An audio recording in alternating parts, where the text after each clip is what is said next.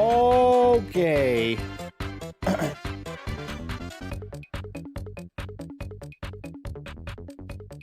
Okay. We all dancing in chat? Not bad, not bad. What's up, dudes?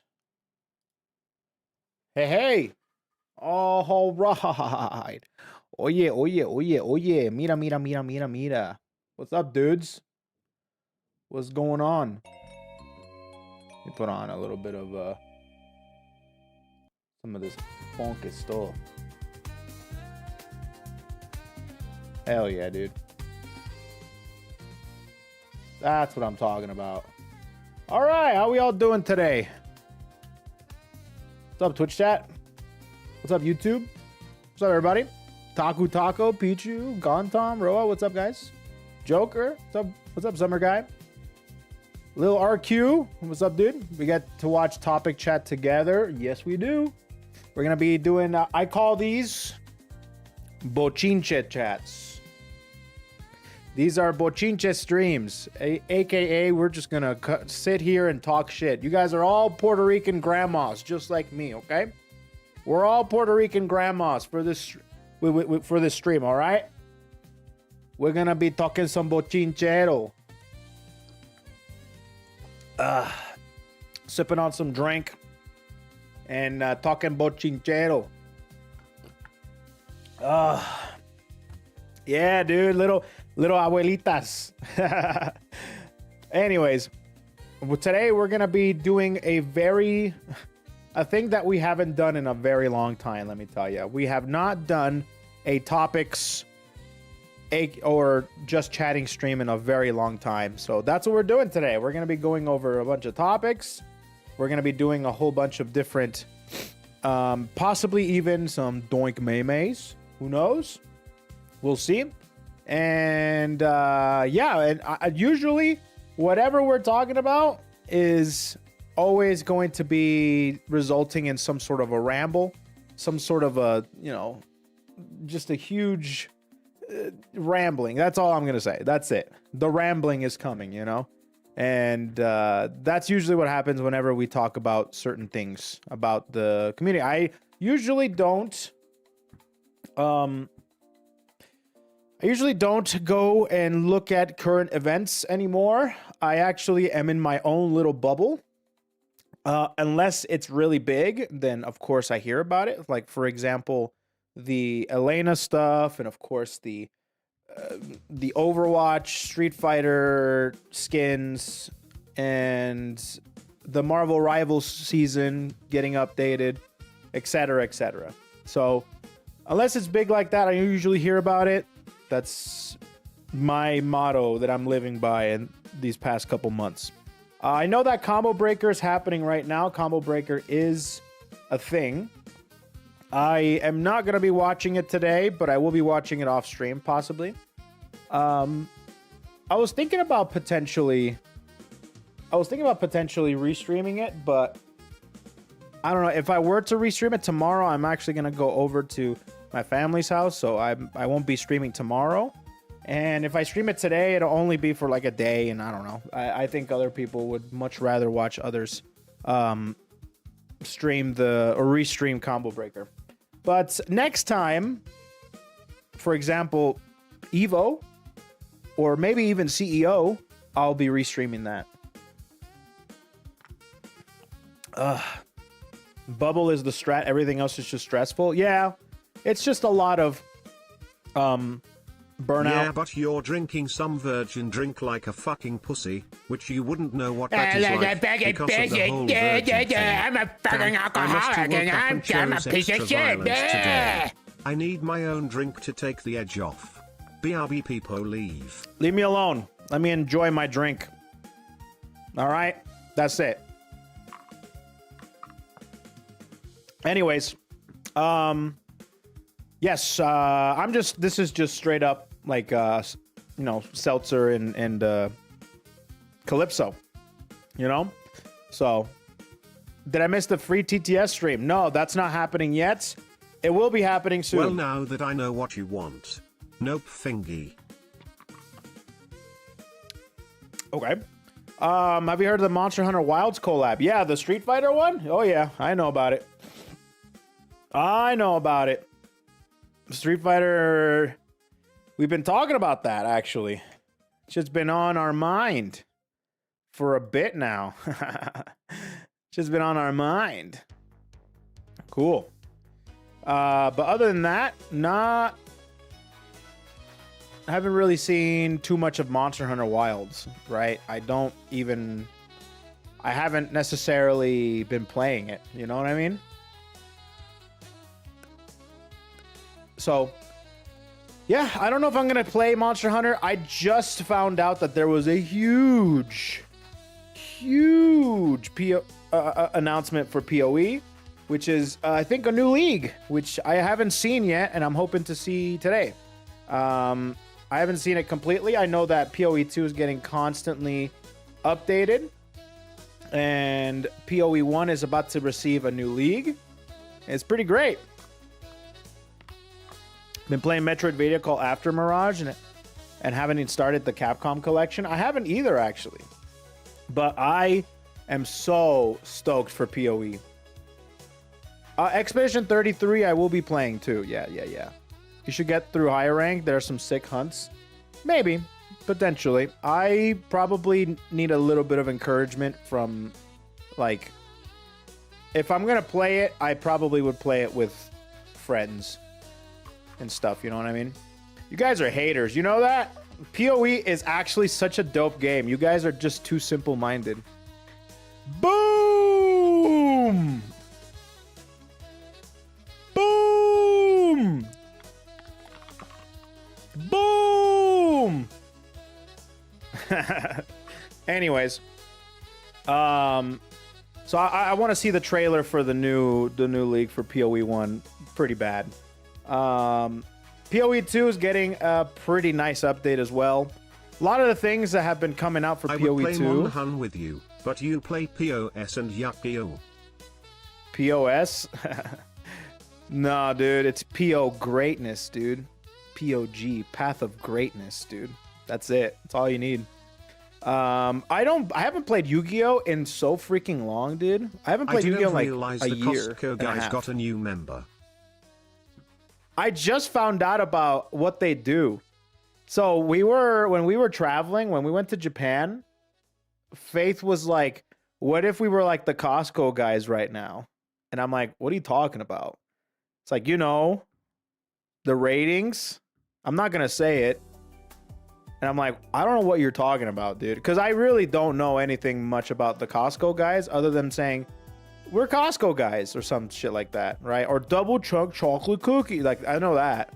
But I didn't know that they did ratings based on booms. So I didn't know that.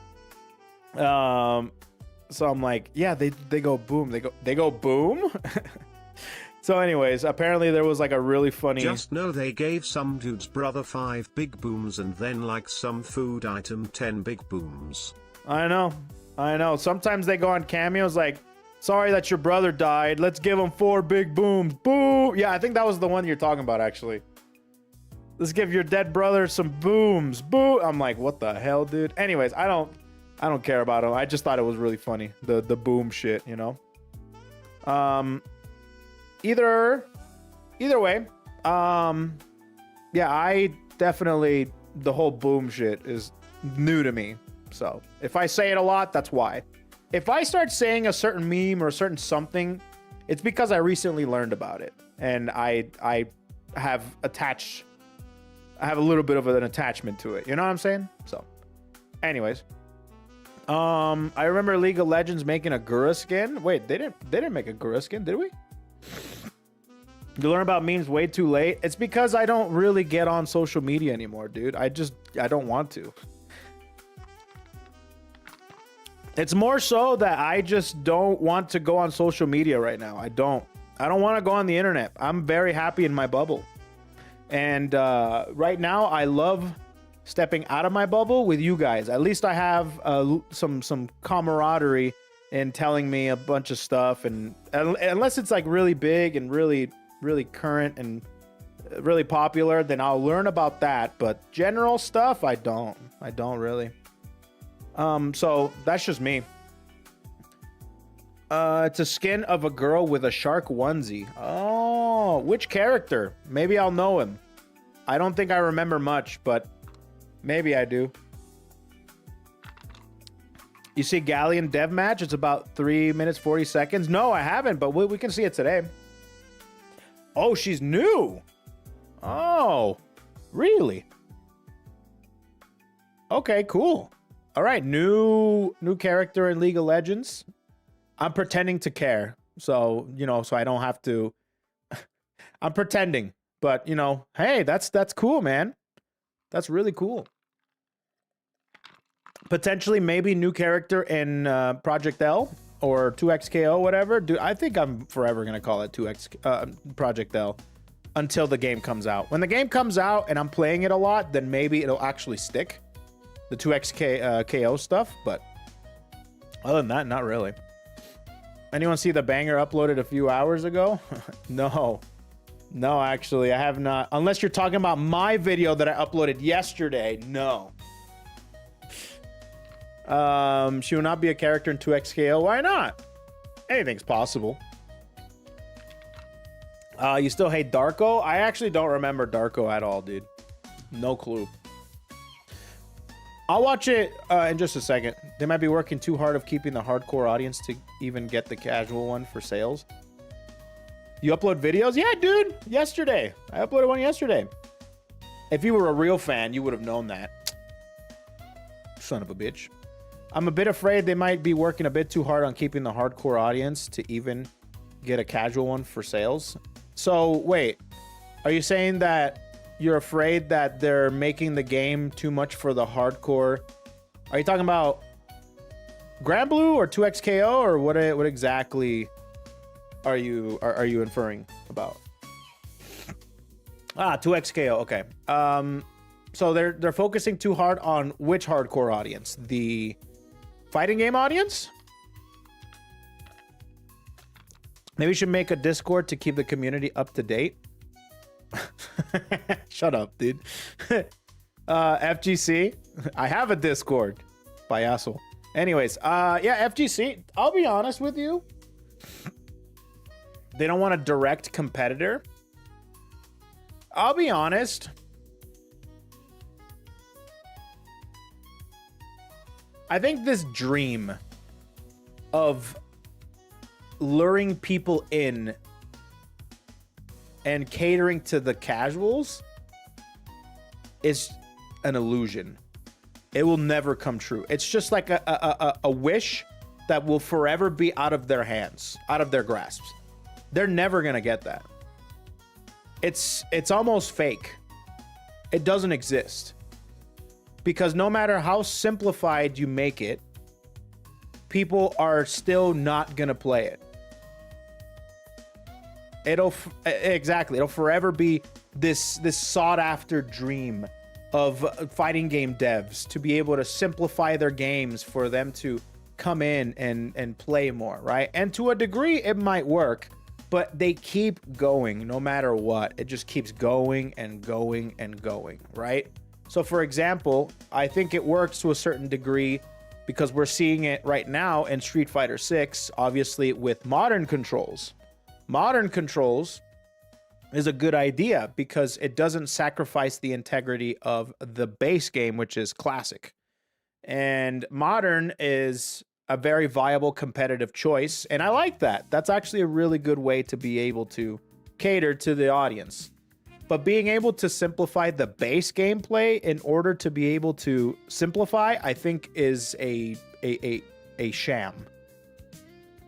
Because they're never gonna get it, right? No matter how simplified it is, at the end of the day, what's gonna sell copies, and what's gonna make people come back is how good your game is. And instead of controls, they're gonna be looking at different ways to be able to interact with the game. If it's just going to be a 1v1 simulator with ranked and casual matches, it's probably not going to be as good. But if you're going to incorporate a lot of different game modes, and we've seen it all over the place, like with Grand Blue, and with Guilty Gear and all that good jazz, right? Smash Brothers is the biggest example. But that also doesn't work unless you have a really big IP to back up with it. Because you can have the best game modes, the best gameplay, and still not do shit, right? I mean, I think Them's Fighting Hurt is the best example. That game is incredible. It's such a great fighting game, but no one gives a shit about My Little Pony, right? Grand Blue Fantasy is a great one to have as a fighting game. However, not a lot of people really play Grand Blue Fantasy other than in Japan.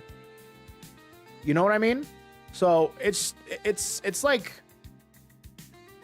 there's a lot of factors playing into the whole, you know, doing well in the fighting game sphere for devs.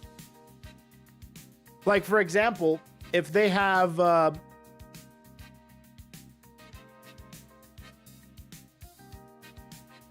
actually, now that I'm thinking about it, games like excuse me, games like Tekken and Street Fighter have already have an established audience.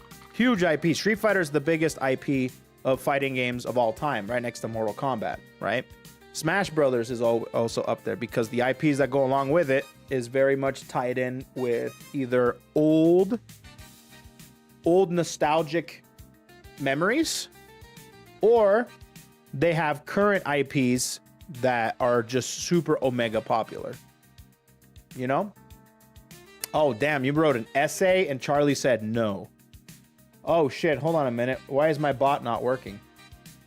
I might have to restart the bot. I don't know why that happened. I think we had a message earlier go through, did we not? Let me see. Jeez, Olu. This is a test. Yeah, what the hell, dude? Maybe I'll go ahead and let me restart it before anybody else does anything. Let me restart it before, because I want to restart it. Make sure that we're good. Okay, it's back up. Dude, you idiot, dude. I just said I'm gonna restart it. It's super there simple, we go. guys. The fight game has to be free. If it's not free, it will never be the huge esports people want. They also have to work all the time, which no fight game has online that is a gold standard outside of rollback netcode. Everything else is bad. Also, again, fight games aren't free. There also needs to be simple to learn, difficult to master, has to have a high skill sling, and play on shitty potato PCs. Also 1v1 means that the fault is entirely my own, which is no. Well, the funny thing about the has to play on shitty potato PCs is I don't think it's possible anymore. Because if you make a game that is going to be playable on shitty potato PCs, people aren't going to be interested in it. At that point, you're going to want to have a pretty scaled down game in terms of graphical fidelity, and that's not enough to grab people. You know? So you're going to need something a little bit more grander in scale.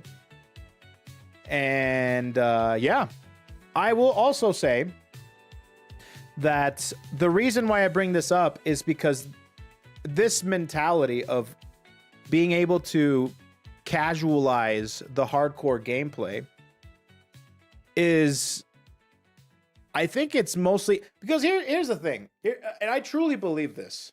I truly believe that if a game is cool enough and a casual will see it and they're like, damn, this game is actually so sick, I will go through hell to be able to do cool combos like that.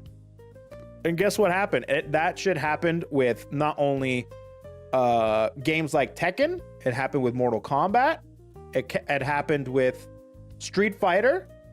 There's a lot of games that, Marvel versus Capcom was a huge one. Now it's a little bit different because the game is old and people that are playing are absolute sharks. So they're monsters, right? So it's not really that fun to be juggled and infinited left and right? And it's not that popular online. It's only played through hardcore players. So I think that being able to come to them. So here's the casuals. here's the fighting game like ceiling, right? The skill ceiling, whatever, right? A good fighting game, what it will do, it will bring the player up through other means, whether it be cool characters, cool gameplay, cool modes, cool graphics, cool combos, etc., etc. It will bring them up to there. What fighting games are doing now is they're putting fighting games and they're matching the casual level. And at the end of the day, that is just doesn't make for a very fun game. Or I guess in the long term. I felt the same with Tekken, then I jumped into the community and now all I see is dumpster fires and legacy players moaning at accessibility. Still kind of funny to be called a noob when I tell them I have 500 hours in the game. I mean, Tekken players. So here's the thing about Tekken players. Tekken players, that is probably one of the most prominent legacy games ever. Ever. There's no other game, there's no fighting game that has as much legacy skill than Tekken. Other games have completely shaped or completely shooken up their entire formula so it can bring new people. Guilty Gear is a good example of that. Guilty Gear Strive is completely different. And at the end of the day, the characters, the gameplay, the graphics were able to pull in a massive audience, and Guilty Gear Strive is one of the biggest fighting games out there right now. Now, we have, let's see. Wait, where was I going with that? Ah, yes. So Tekken is one of the few surviving fighting games out there that still has a lot of legacy skill. And what that does is if you mix in the new stuff with the old stuff, it makes a lot of, what's the word? It makes a lot of, oh God. Not pompous. It just makes them a little bit, they kind of like look down on anybody that hasn't been around for years and years and years, right? Oh, you're only here and you're only good right now because the game allowed you to be good. Yeah, right? That's kind of like what the friction is right now. Is that a lot of the Tekken players, or I guess not a lot of them, but the majority of the online warriors in Tekken that have been playing it for years, they're kind of looking at the new mechanics and they're like, this freaking sucks.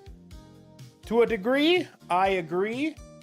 But to another extent, I don't think you should be blaming the players that abuse the mechanics. That's just the name of the game, you know? So to be able to call you a noob for being able to utilize the game mechanics that the devs have given to everybody is not fair. But at the end of the day, I do miss old Smash Tekken. is easily the best example of solid casual player base with easy to pick up and hard to master, but Nintendo themselves refuses to acknowledge the pro scene, which pretty much killed it. Lol, the complete opposite of what other fighting games strive Smash for. is an anomaly. Smash is an incredibly crazy anomaly because Smash, I feel like to a degree is very casual and you can play it incredibly casually, right? But then you can play it then a lot of things have happened when it comes to the community that made it so it became way more intricate with its mechanics because it has platforms, it has edges, it has all sorts of different factors. And all of a sudden it became like pretty complex in its own regard. Very different from any other fighting game on the market. And that's where platform fighters kind of was born. And that's the first example of easy to pick up, hard to master. So I think a lot of people tried to follow suit, right? They tried to follow suit. And what happened is that their formula doesn't necessarily work with Smash's formula.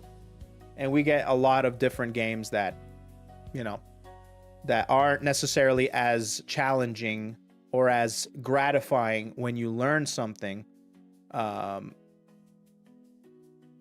So you get a lot of simplified games. However, you know, I say a lot of things about the casual stuff and the simplification of accessibility. But at the end of the day, The reason I play it is not because of execution. And I mean, there's some games that I do. I will never forget the feeling that I get when I hit a Yuzuriha like combo or a confirm. That shit feels amazing, and that's because I put in a lot of time into, you know, doing confirms and labbing out situations and stuff, and it feels really good. But at the same time, I also really love the chaotic nature of BB Tag. That game is one of the most simplest games you could ever play. I but it's also personally crazy. like it because now that I'm a Fujin, I get some recognition from legacy players. But I also get a lot of hate because, I mean, Jack damage goes per 118 damage with a blue upper combo causes a lot of people to cancel after one game. Yeah, Tekken's full of bitches, dude. I don't know if you knew this. I'm sorry, you have to go. Tekken's like your only experience right now with the fighting game community, but Tekken, out of every other fighting game, they're a bunch of bitches online, dude. Straight up. Like, if you go to Street Fighter, you will get like one and doneers, but sometimes, the majority of the time, they'll queue up again. You know? Tekken's full of bitches.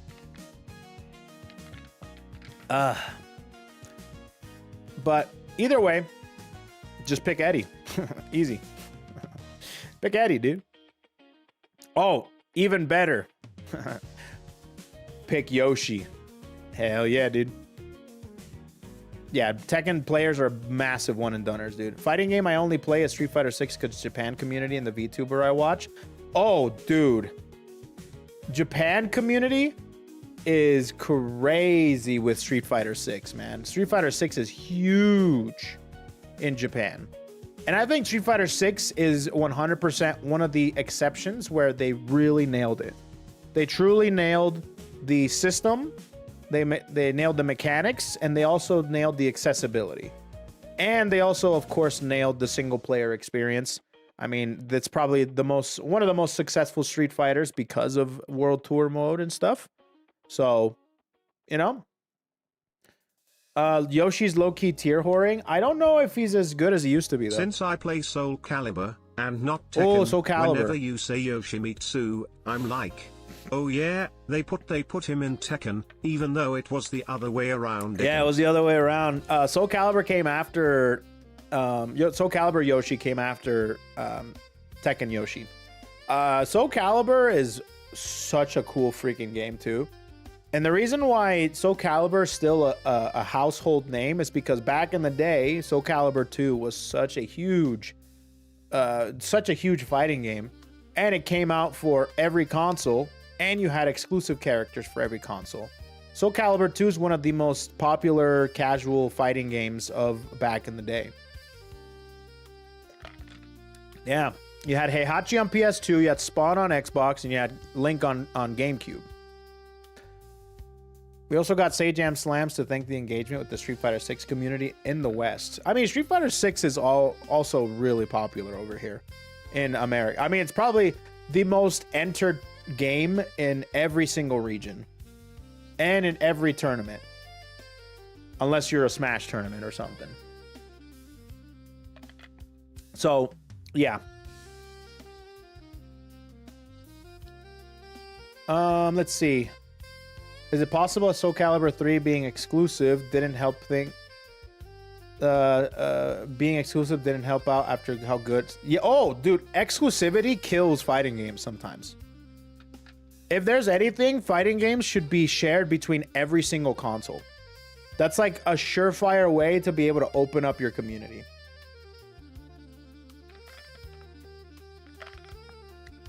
So,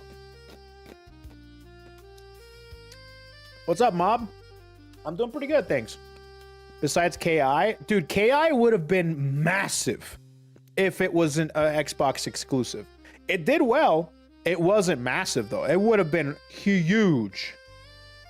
It would have been probably similar levels to Tekken and Street Fighter and stuff. Absolutely.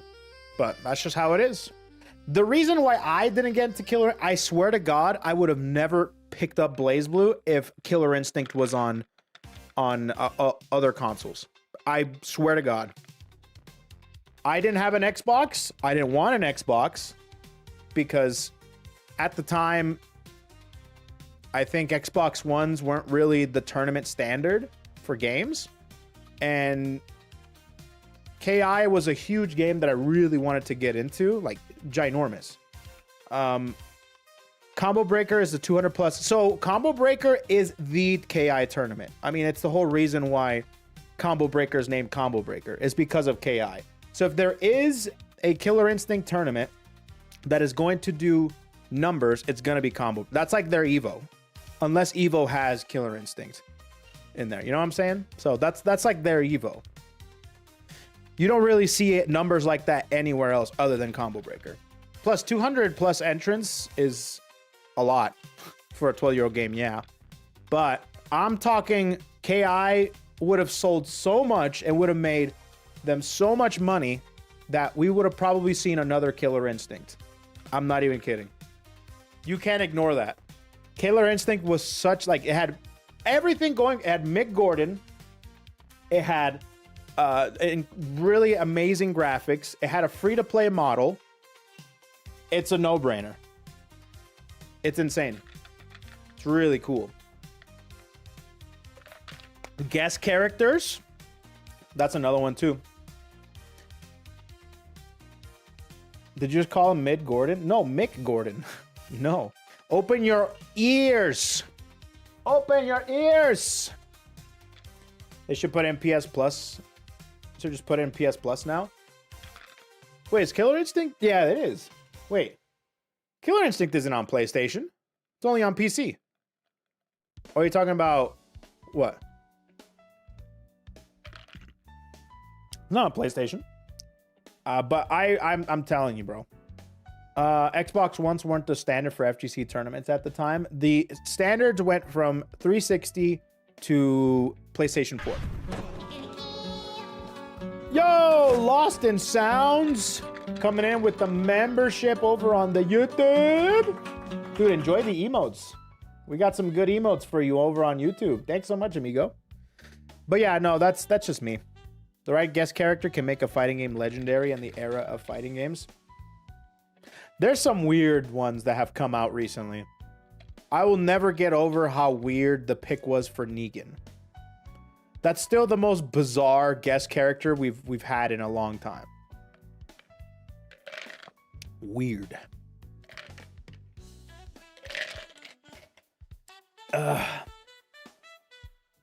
Who? Omega lol. Yeah, Negan. Negan is a Walking Dead character.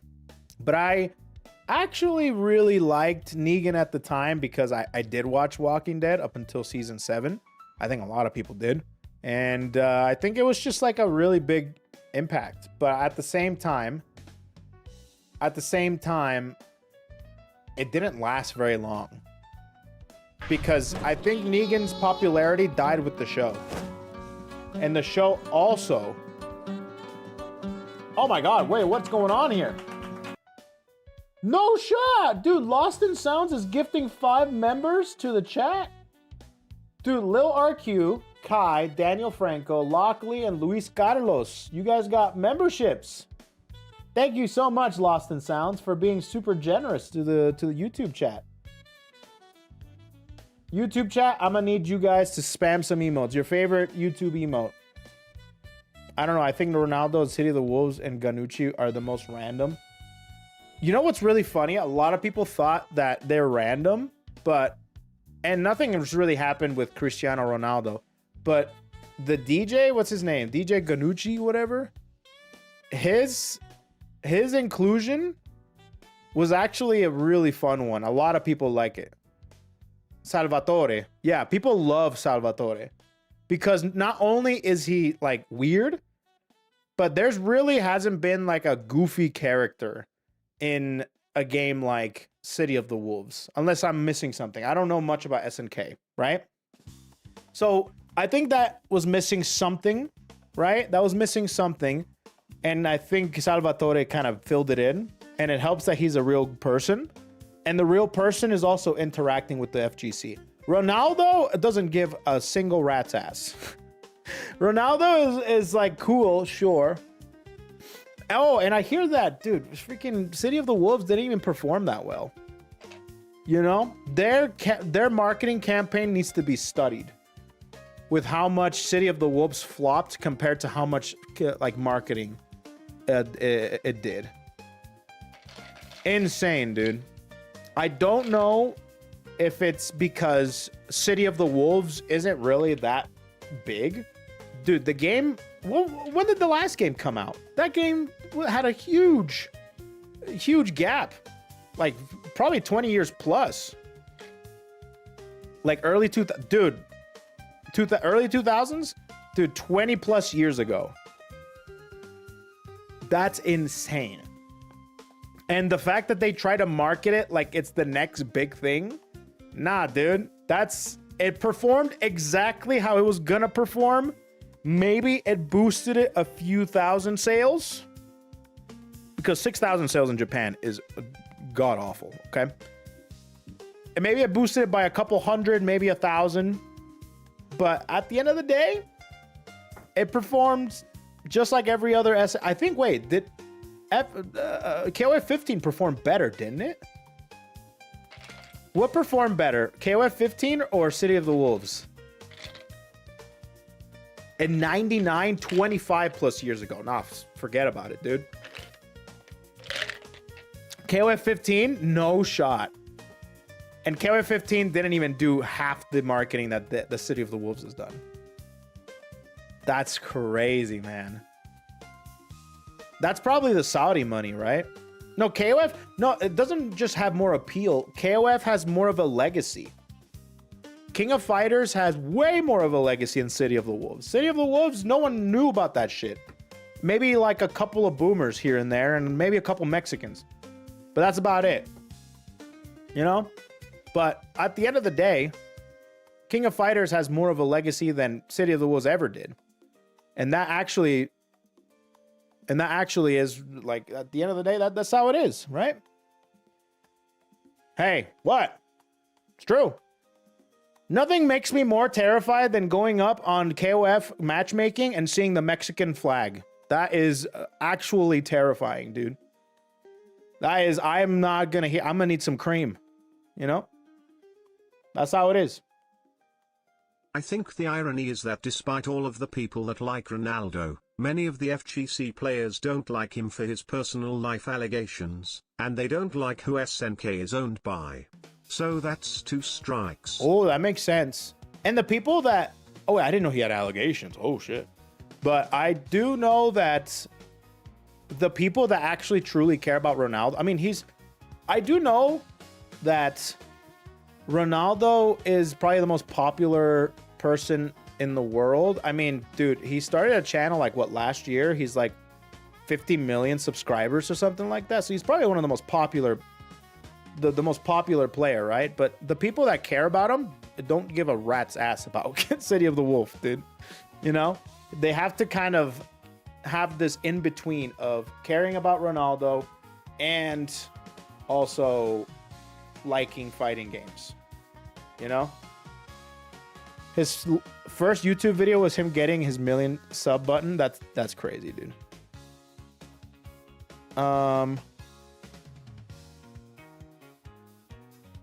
Let's see. Will you try the game? It's pretty... Oh, so even though we're talking about all this, I still don't put anything on the game. The game seems like a lot of fun. Yes, I do want to play it. I want to play B-Gen and take a look at the other characters that may be on there. Because I actually don't know too much about City of the Wolves either. I never played the original. I just know that Rock is on there and Terry was on there and his fly ass outfit with the hair down, and B. Janet was there. That's about it. I definitely want to try it out, you know. Want to throw loop with Hotaru like Gigi? Probably not. Probably not. But yeah, I do want to play it.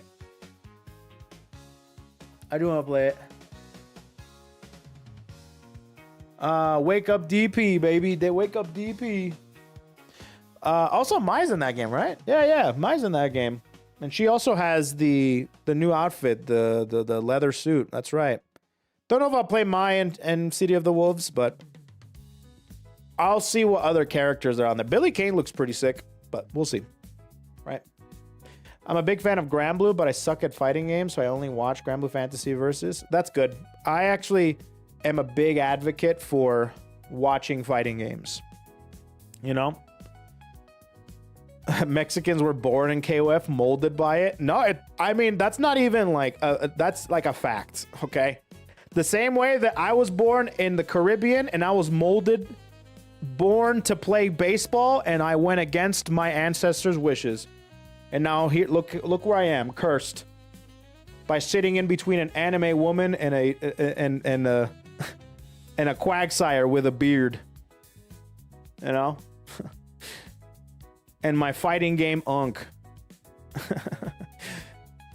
Look at me now. I'd be worth millions, chat. I would have been the next. What every Caribbean says, bro. I would have been something great. Anyways. Stared at by a jury statue? Yep, exactly. Anyways. There we go. I had zero idea about baseball, but had a blast with the Nikke X Hollow baseball tournament today. Can I just say shouts out to Latin America for having SNK bless us with Vanessa and Angel Nagmat. You guys are all right. Yeah, people love Angel and Vanessa. I'm not a huge fan of either of those characters. I'm more of a Leona fan myself. I like Leona a lot. Actually, Vanessa's pretty cool. I'm not a huge fan of Angel. My friend Mark plays Angel. He had a really good Angel. But I really like Leona. That's my character. Also, Luong, I think her name is, which is a newer one, starting from 14. She was really cool. Yeah. Bless Angel for sure. Yeah, no, I'm not a huge fan of Angel. Yeah, I'll go to Combo Breaker next year. It's actually not that far from where I live. Yeah, Combo Breaker is in not Chicago. Well, I don't know if they have the same. I went to Combo Breaker back in 2000, I want to say 18. And I got top 8. that was fun. I got top 8 at a pre-release BB tag tournament. 120 man BB tag tournament. Yeah. I remember that. It's pretty fun. I think I went there with Noel and Ruby. That was my team.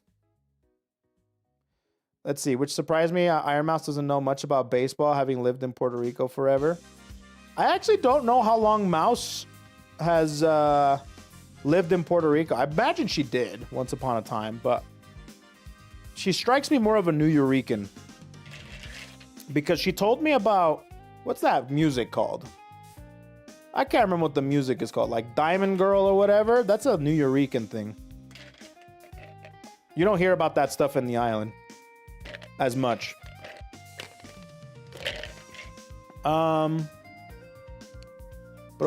jugar con Rugal. With the dumbass in charge, there's no way I'll step foot in the US anytime soon. Yeah, and that's I mean, if you come here to just, I don't know if it's like anything like, I don't know, from other countries coming into America. I don't know how it is because I don't know. But I will say coming to tournaments here is a next level experience for sure. There's a VTuber I watch called Church who's addicted to BB Tag. Dude, I gotta play that game again, man. That game was so much fun. Jesus Christ, dude. I gotta start doing more Weiss loops. God, the Weiss loops, dude. When I first found out about Weiss loops, that character became just so sick. That character became next level, man. Even though, dude, in the beginning, Weiss in BB Tag was so trash. That character was pure booty cheeks. But she's actually pretty good now. She's decent, and she's so much fun. Because if it wasn't for those loops, she'd be definitely vanilla toast, you know? But those loops make her a little bit extra spicy, adding a little bit of spice to her gameplay. Love it, man.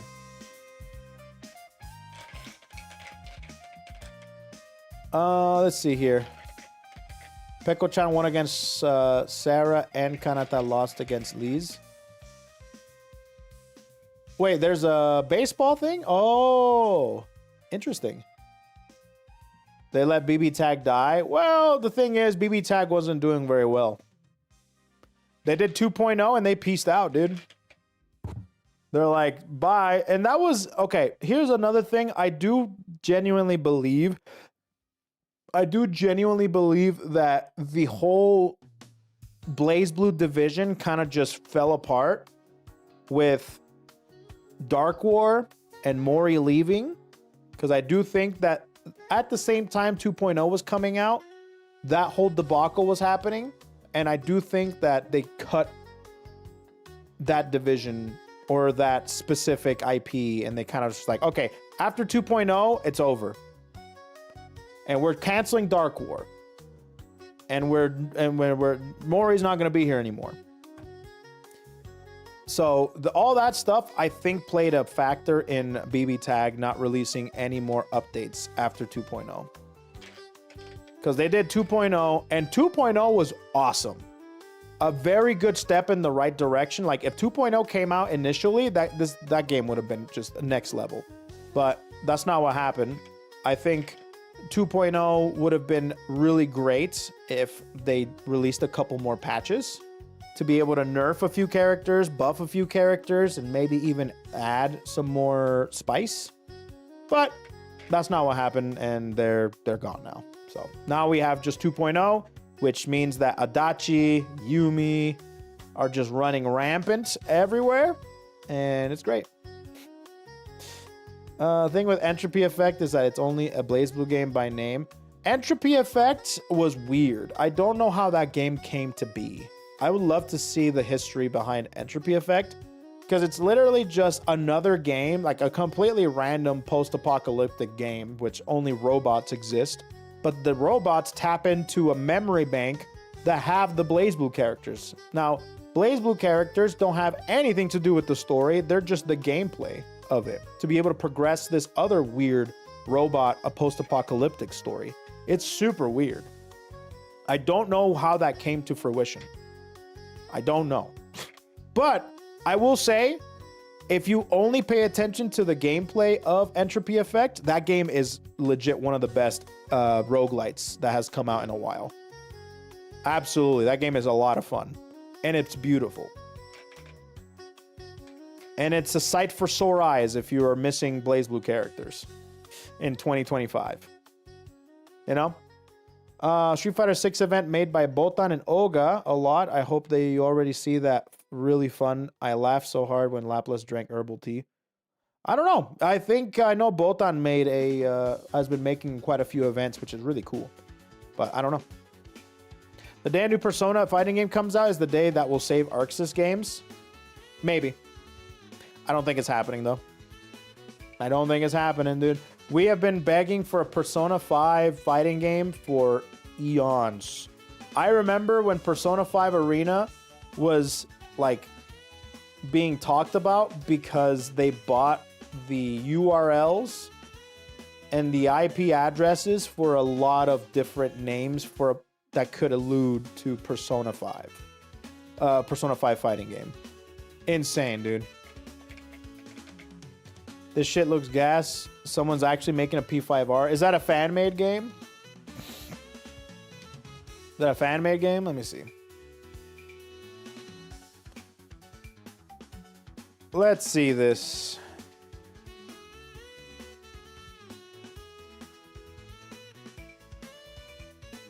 Yeah, someone's actually making this shit. Oh, wow, look at this. I gotta see this. You saw that instant block? Oh, that's cool. Is it minus? Yeah, instant block is. Oh. Man, look how cool this game would be, man. P5A is taking so long to be made that Atlas is already going back to milking Persona 4. That's not Really? Footsies?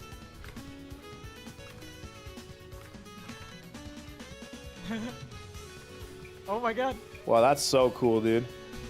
I gotta pull it out sometimes, you know? Gotta be unpredictable. This game would be really fun, dude. That's what's get it. Oh, P4 remake. That's right. Oh my god, I can't believe they're I'm fine if Damn. they want to milk the better game. Shrug. P4. Oh, you're a P4 fanboy, aren't you? That's crazy. That's cool.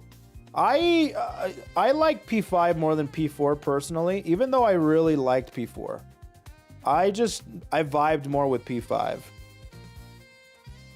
P3, I was really liking the vibes. I just didn't like the mechanics. The fact that you couldn't really play with your other teammates.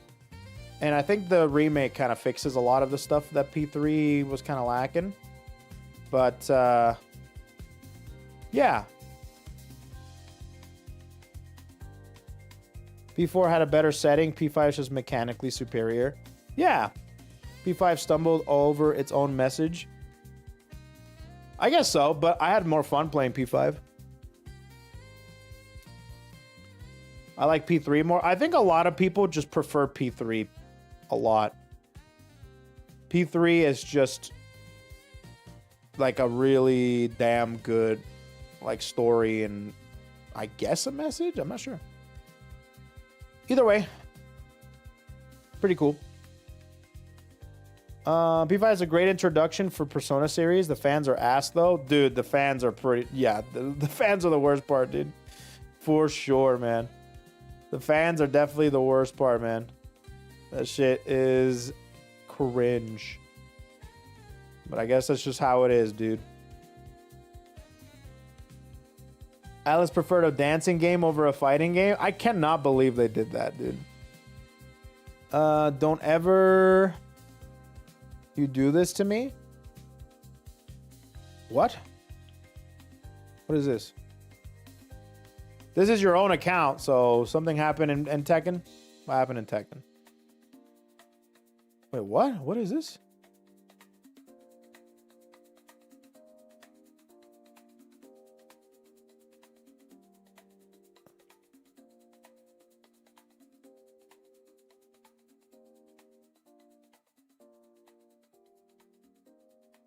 Am I doing this right?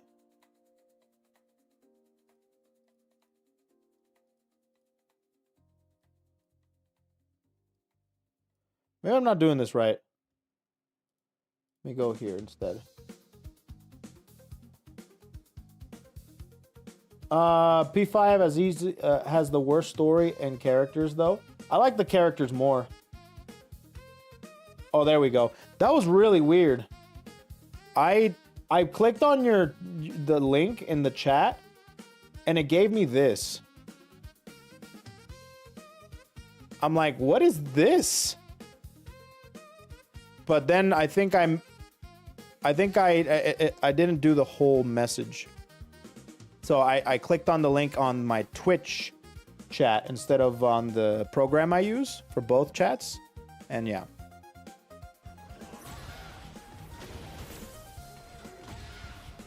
Johnny Bravo.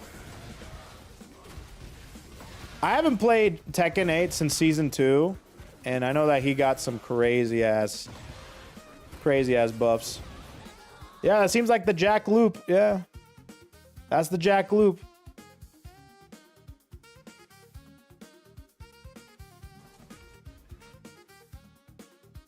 You did this to me? What did I do?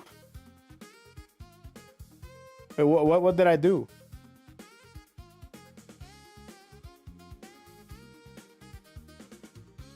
You won there. I'm now notations and frame data. Bro, you seem happy, content, fulfilled, and you get to see what you're doing wrong, and I can have fun picking out all your different weaknesses. Don't blame me for this shit, because I did you a favor. All right? You did this to me, nothing. You understand? I did you a favor. I breathed life into your gaming career. Okay. Nothing feels better than being fulfilled and having fun doing combos and stuff. Obviously, there's a lot of things that can happen when you play a game. Being passionate, but at the same time, Isn't it just sick when you get a perfect off of 2-touch? Does it feel awesome? Oh, shit's so good. Shit's so good, dude. Start playing Path of Exile? Dude, Path of Exile is where I'm at, dude. Learning blue uppers for hours on end. Bro, I used to go to locals, and we used to see how many electrics. None of us were Mishima players. We had a competition to see who could do the most electrics in a row, and we put money on it. We just did that. And then when we were tired of that, we tried to see if we could do a taunt jet upper. Shit was fun, dude. And then we tried to do blue skyscrapers, which is Hwoarang's blue spark launcher. That shit was fun. You frame perfect. You had to get it. Shit was good. Path of Exile, baby. Shit's so good, dude. Pichu, I'm sorry, man, but you have to play Path of Exile to see its beauty, man. You gotta play it. You gotta play PoE too. That shit's so good. Shit's so good, dude. No? Okay. Be bitter for the rest of your life. You're just flipping me off for no reason now. Anyways, so I'm gonna go ahead and take a look at the topics section. Can you watch a 2-hour guide and let the game play itself? Man. That's like your only excuse you have for PoE, dude. When I play PoE and things come together, it's like seeing a Gundam come together. It's like seeing a puzzle fully finished. You get to see shit just dying left and right, and you get to see all sorts of crazy-ass effects. Oh, man, it's so freaking good, dude. That shit is so freaking good, dude. What do you play, Godoy? What do you play? Pull up, homie. What are you playing?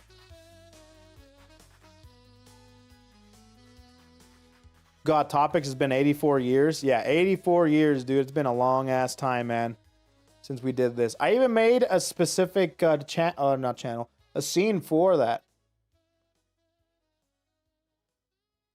When the last time you did a topic stream, that must have been mid-April. Dude, it's been a long-ass time. I don't even remember. I don't even think I did one this year. Been playing the first Berserk. Who mega lol is that, dude? What the hell, dude? The first Berserk? I hate the dive meta. I hear that Marvel Rivals is... A lot of people aren't liking Marvel Rivals. I've reached the point in my Tekken journey where someone sees a jack clip of a nice combo and I recreate it and give them the notations.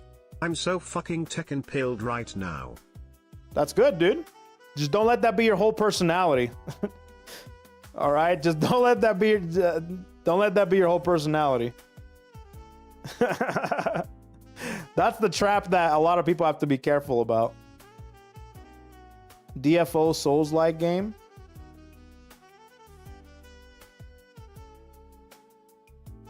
Wait. Is that out? Did that shit come out?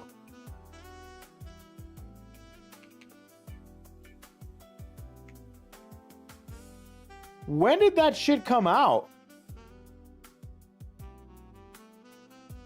What are you guys broing me for? I was in Japan last month.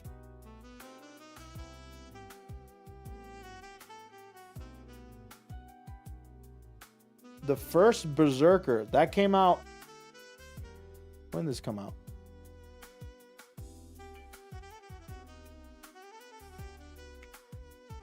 Dude, I haven't heard about... Oh, March. It came out in March. It came out about 2 months ago. Dude, I did not see anything from this freaking game. I didn't see anything. This game was not marketed at all, dude. I have not seen shit from this game.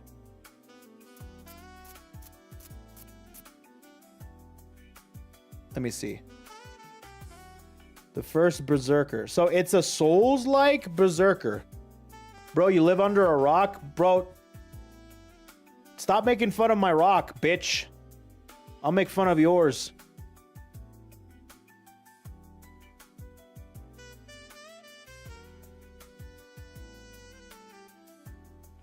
Release date. Dude, no one. What the hell, dude? No one's talking about this shit. You're not fire gassing me into thinking that people, oh, where have you been? Nah, dude, shut up. No one's heard about this game other than a token few. This is on like Grand Blue tier. Let me see.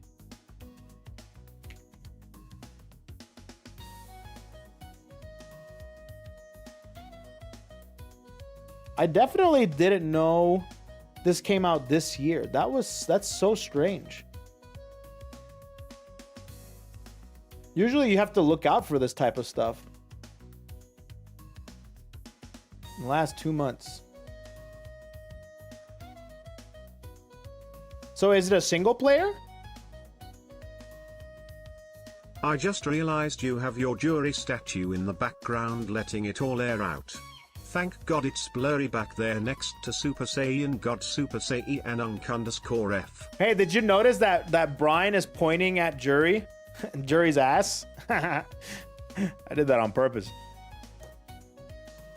Did that on purpose. That shit was funny. Super Saiyan God Super Saiyan. Yeah, I actually painted over a few things so, you know, it doesn't actually get... And it's blurry. I got a bokeh going on.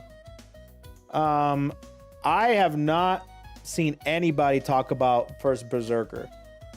And yeah, I think that's a good comparison. Relink. I heard about Relink. Relink has been in the works for so long. Of course, I heard about that. Plus Grand Blue.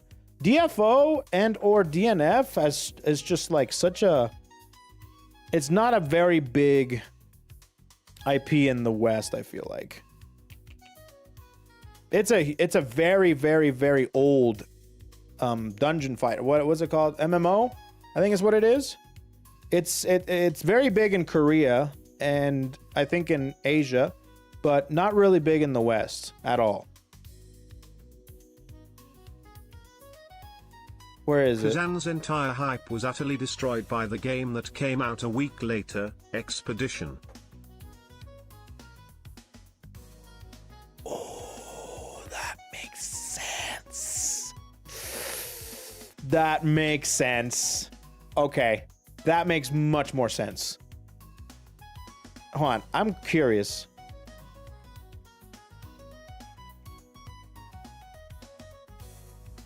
Okay, so apparently... That's not fair. Expedition didn't gain steam for a month or two. Maybe, but I saw the Steam charts for Relink versus the Steam charts for the first Berserker. The peak for the first Berserker was about 32,000, which is not bad. And the Relink one was 113,000. So Relink is definitely way bigger. Way bigger.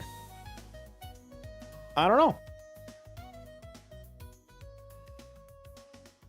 Everyone's talking about Expedition 33 when it came out. I feel like that game was being talked about like right out the gate because people talked about it when it was revealed at Summer Games Fest.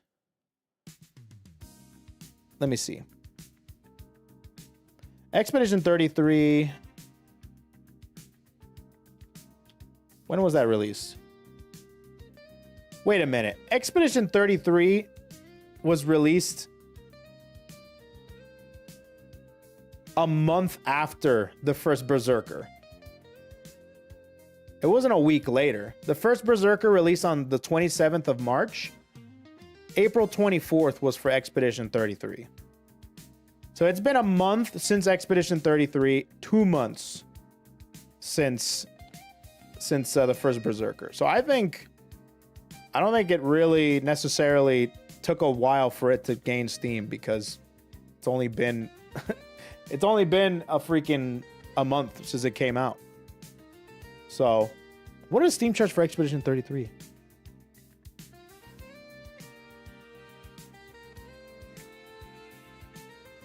It's called Claire Obscure. Dude, 144,000 peak. Damn. In a 24-hour peak, 80 grand. Damn. That is some crazy retention. That is some insane retention, bro. Wow. Cool. I see. Yeah, Expedition 33, we're going to be playing it.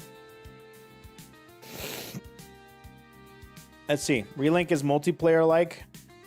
Monster Hunter? No. No, not necessarily. I mean, not really. Not necessarily. You can play it co-op, but it's primarily a single-player experience.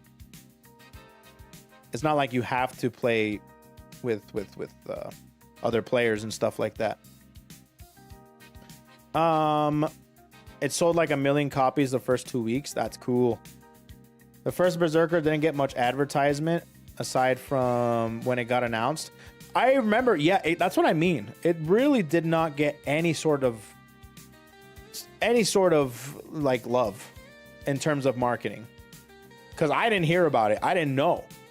If they marketed that, it could potentially have been pretty good. I think the main problem with Khazan is that, and I mean this in the nicest way possible, but it's just another Souls-like. I also agree. Even though it's taking another IP and kind of soulsifying it, at the same time,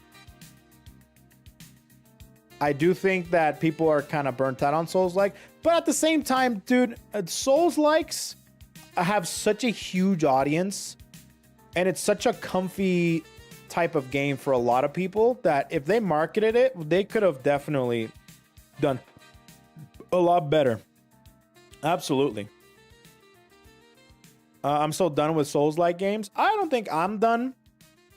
A lot of people, they say they're done and stuff like that, but I wouldn't mind certain Souls-likes to come out. I mean, at this point, I really liked Liza P. Elden Ring is kind of like Dark Souls pretty much. But yeah, there's a lot of different games that can do the Souls-like way better, you know? That can do them really good. But at the same time, I'm also waiting for the official Dark Souls, right? Be cool. Expedition 33 is going to continue that trend of Baldur's Gate. RPGs are just that damn good any given year. Bro, it's not just Baldur's Gate or Expedition. I guess if you want to count for FromSoft being a AAA studio, then maybe. I'm burnt out on Souls-like. What's the only reason I didn't pick up the first Berserker? That's fair. I'm fine watching Souls-likes, but I get burnt out playing them. I feel like people watch Souls-like more than they play them because Souls-like games can be pretty entertaining to watch. You know? FromSoft is like a AA studio. Is it? Either way, I do think that it's not just RPGs. It's just good games, dude. That's it. Just give us good games, you know? You give us good games, dude, you're going to do so well. All these other people are just not understanding that good game means good sales. And not just that, but it's also games that people want to see. People want to see certain games come back. It's owned and published by Bandai. Oh, yeah, Bandai. It's a AAA. Yeah. IGN 7 out of 10 is the best they can do for $90. Let's see. I'm playing the PGR Punishing Gray Raven gacha. It's a good game in general. I don't play gachas anymore. I just can't. I'm having a good time playing ARPGs, I'll be honest. I like being able to build a character. I realized I truly like self-progression. And if the self-progression is fun, I have a great time. And I can definitely see like my past games, how I play them is through progression and leveling. You know, I started with Pokemon. Pokemon was my first like self-progression type game. Then Kingdom Hearts. But I don't think I liked the traditional RPG, or at least the JRPG, like for example Final Fantasy, as much, because you don't see the progression as prevalently as an ARPG. You know, it's kind of similar to how in Devil May Cry, when you get a power up, or I'm sorry, not even Devil May Cry, I'm sorry, Metroid. It's almost like in Metroid, where it completely changes how you see the game and how you play the game whenever you get a power-up. And I feel like in JRPGs, it doesn't really do that too much. But, Speaking of recent games, I've fallen low. I got hooked on Fantasy Life. A fucking farming game that's like a mix of RuneScape, Fable, and Animal Crossing. like Stardew? Shit even has a whole Breath of the Wild map as side content. I've fallen so low. I don't think I play those games, but I can definitely see myself getting into Stardew. Because if there's something to do, if there's always something to do, something to work towards, I like it. So for example, I really like ARPGs, right? So if I'm building towards a certain level or a certain skill or a certain piece of gear to be able to change up my gameplay and being able to kind of just check that box, I like it. You know? I like it. I really, really like the fact that I get to decimate my entire screen whenever I play PoE, right?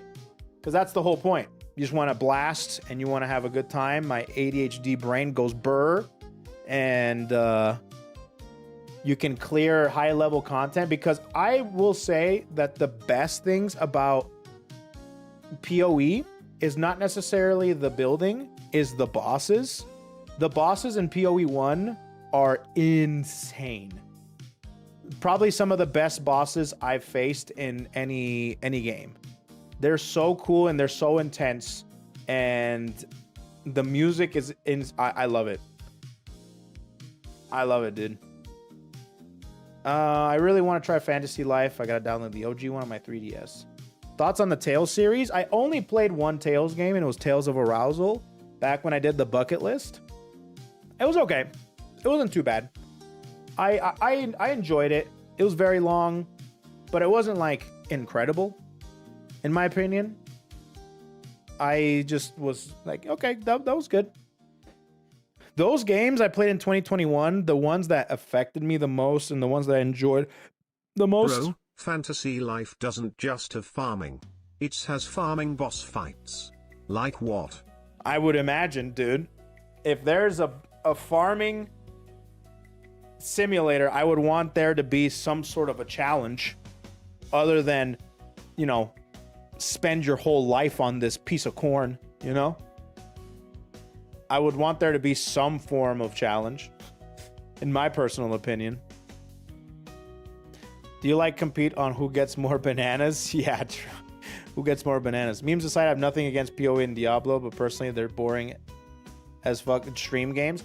They're boring to... I like watching those, but I will say, yeah, for the people that aren't interested in PoE, yeah, it can be very boring. But, you know, people...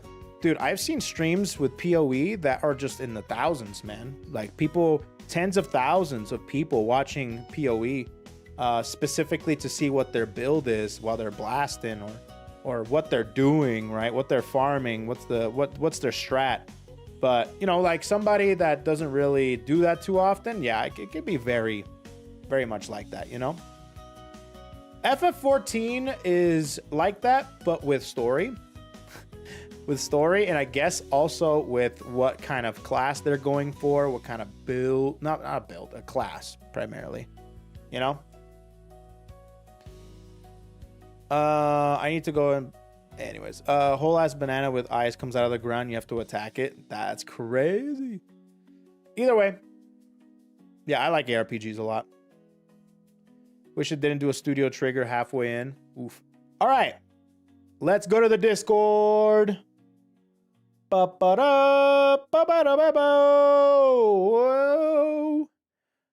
for some topics. I'm going to go ahead and just start from here, because if I go up, I'm going to scroll endlessly. I promise. So I'm just going to start here. I will scroll endlessly up.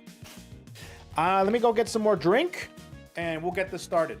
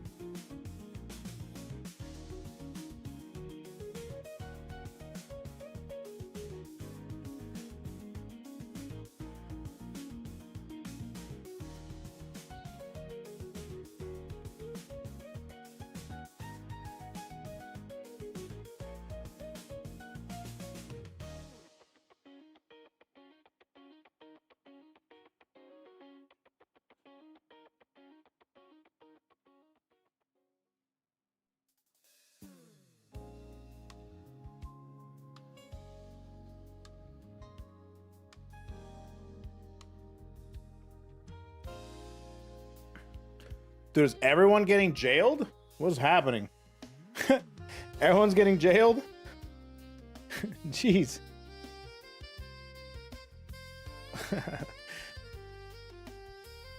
Not me. Well, yeah, you're the one that's doing the jailing, dude. Anyways, so this is the topics channel. This is a channel on my Discord, on my Twitch Discord, that you can basically, you have to get the Twitch role for it.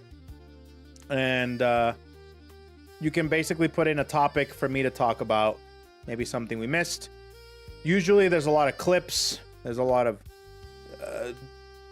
just small little posts, but I like to be able to look at good topics that we can talk about, and maybe things that I don't know about, you know? Anyways. Excuse me.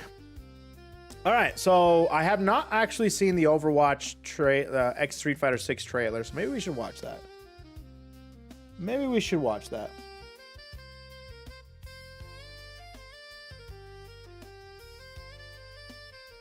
Let's watch that. Why not?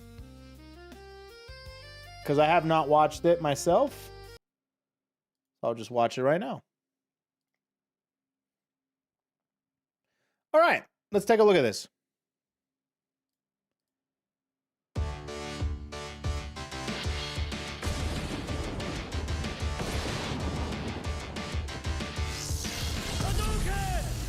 Huh.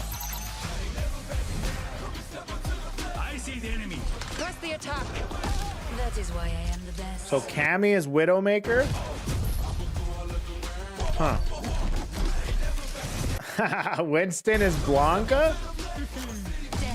Okay.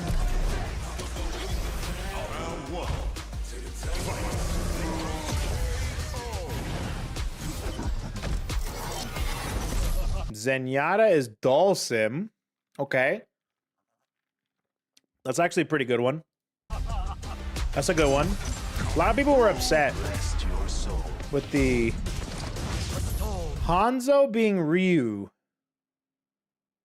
Yeah, that makes sense. Strike like lightning. Hadouken! Okay, who else? I am prepared to cause trouble. Threat neutralized. What's her face? Dude, this is definitely a huge misplay. This is probably the biggest misplay of the entire thing. Mei not being Chun-Li is a tragedy. Yeah, I remember Juno. I just don't remember her name. I remember when she came out, I'm like, dude, she looks just like every other Overwatch bitch. It's like a recycled character that just so happens to have hover boots. This is definitely a huge tragedy, bro.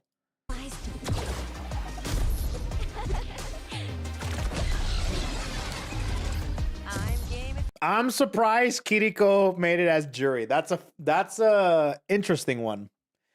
I can't see any other character. I don't know if Kiriko could be somebody else, maybe.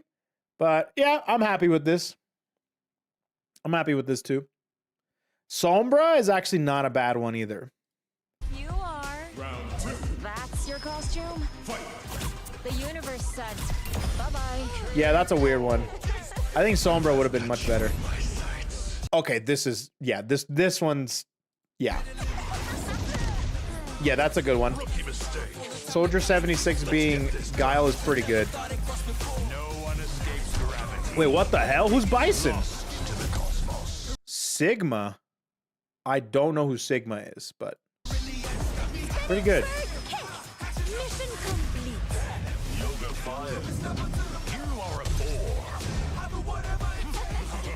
So that's all of them, huh? I think they could definitely... What are some other characters that could be on here? If we're doing Street Fighter 6, there are no Street Fighter 6 like characters here, dude. Like, where's, like, Marissa should have been here, or maybe Luke could have been here, or I don't know, something like this, something like that, you know. $100 for the bundle? 1, 2, 3, 4, 5, 6, 7, 8. That's about $11, $12 per costume. No, like about $12 per costume. So that's not terrible. But at the same time, if you think of it in the grand scheme of things, $100 for 8 costumes is kind of nuts. Kind of nuts, dude. How many expedition copies can you buy for that? One. I remember back when the skin packs were $5 on COD Black Ops 2. I remember when Street Fighter 4 skins were 3 for $5. Those were the good days, dude. 3 skins for $5. Yes, sir. Expedition 33 is 50. Oh, then two copies. I'd rather just buy the Street Fighter 6. Well, this isn't for us, you know. This isn't for fighting game players. This is for Overwatch players. You know? Skin packs was the one. For one skin for every gun. Oh yeah, huh? I forgot about that too. What do we have? You have until May 26 to request meet and amp. Meet and amp? Meet and greet? What? Meet and greets. That might be like an emote or something. Meet and greets in the TwitchCon app. Request as many as you want. You'll receive an email if you've been selected. Okay. Lottery to get chosen for meet and greets, huh? Cool. Some stuff there. Conan is in Toy Story 5. I forget they're doing a Toy Story 5. That's freaking nuts, dude. The Street Fighter Monster Hunter collab? I did. I saw that last stream. No, not 2 streams ago. Or was that last stream? I don't remember. I think it was 2 streams ago, though. This whole exchange is sending me office hours. Oh, yeah, I did hear about this VTuber. He's a VTuber that's an actual doctor.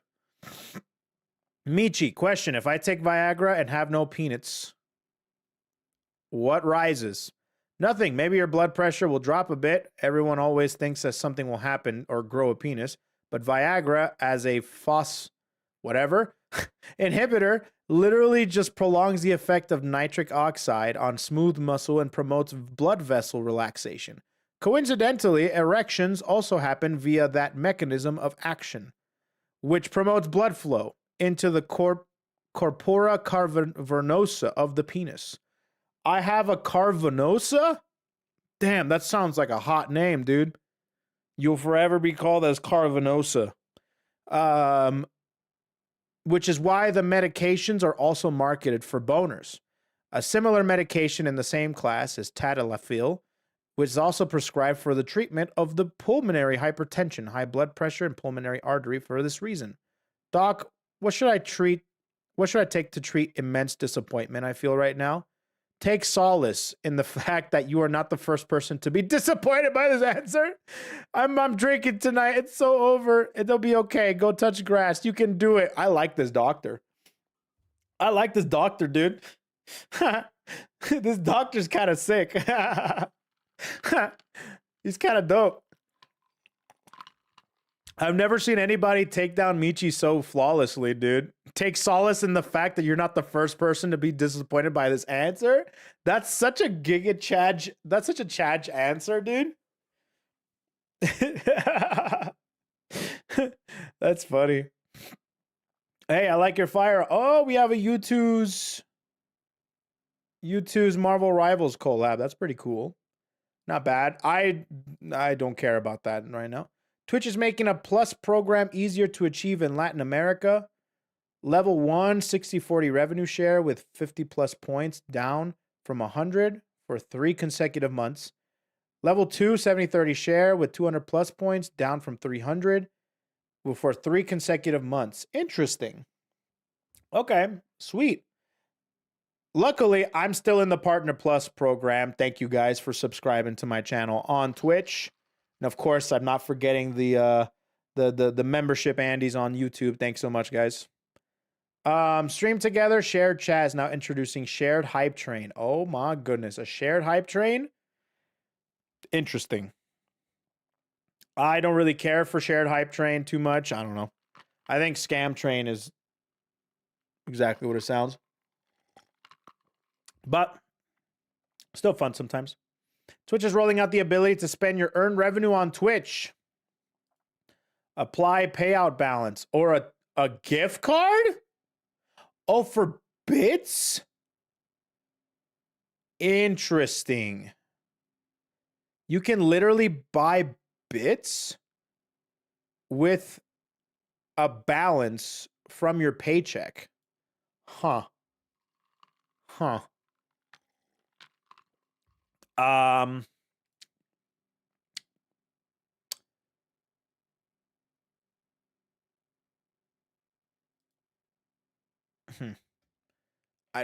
I feel like that's really stupid. Post-tax, BTW.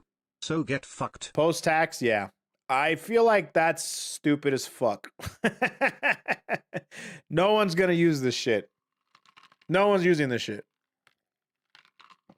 Charlie Doko, he's here. Oh, he's not here. Because I have to set up a thing here. Let me do that really quick. I can do that super fast. Less than a minute. Watch. Bam.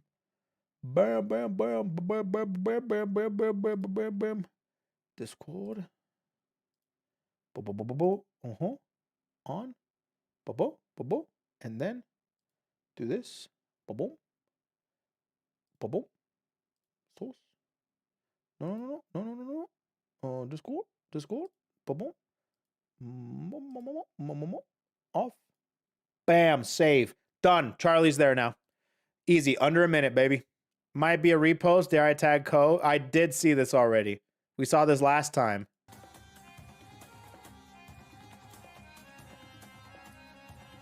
Or maybe not. Maybe not this one.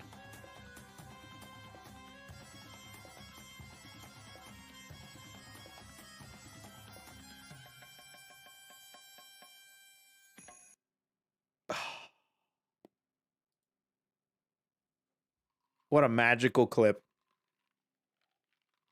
What a magical clip, chat. What a magical clip. Love that shit. Bless. Mario Kart World was in development a long time ago. It was being developed for Switch, but they ran into many limitations, so they kicked the can down the road, developed Mario Kart 8 Deluxe Booster Course Pass instead. In 2020, based on only provisional estimates. Yeah, I might have to go back. Provisional estimates of what specs would be, they moved development to Switch 2.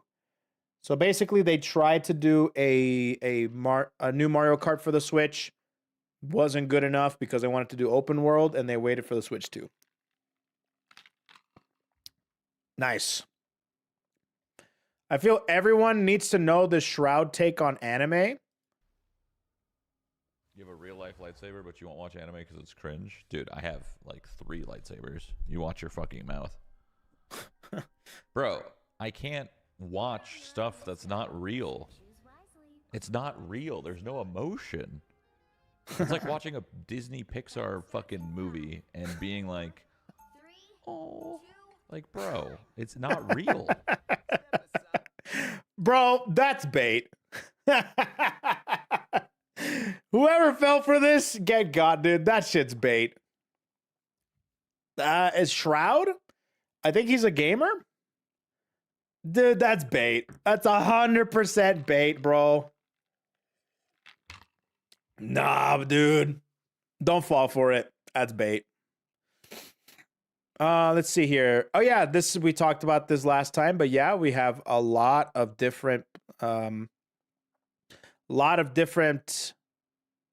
people, new people at Offkai, heavy hitters, Yumemi, Boko Boko Tomoko, Katie Cat, Unnamed, Narissa, and of course Kizuna Ai.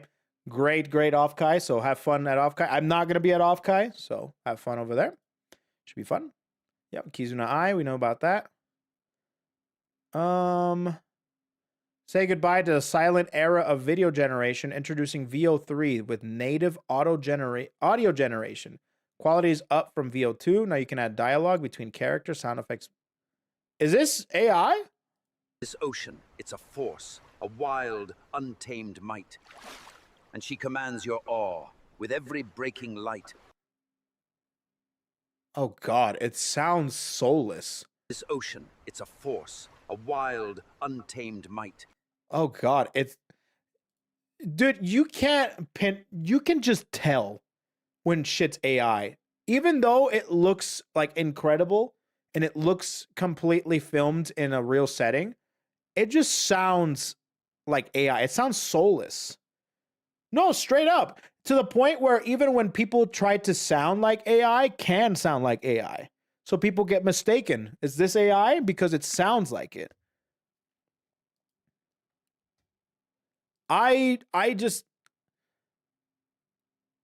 When there's no sort of passion behind a movie, and that's why we hate bad movies and poorly done movies, is because you can tell they don't give a shit about the material. This is, they don't give a shit about the process of making the movie. It's a similar concept here. We hate bad movies and bad adaptations and bad pictures because they don't give a shit about the material that they're trying to adapt or write from. This is, they don't give a shit, period. Okay, Koi, now come out and say that for real, and not from your AI prompt peeper riots. Dude, I didn't know that you can make whole scripts with ChatGPT. That shit blew my mind. I didn't even know. I was out here flyballing it, you know? I'm over here freestyling. I didn't know you could write a whole script. I didn't know that people take specific topics, they tell ChatGPT to make an entire script on it, and people make videos off of it. I was not aware. But Grok, oh, it's Grok, that's the Twitter one, right?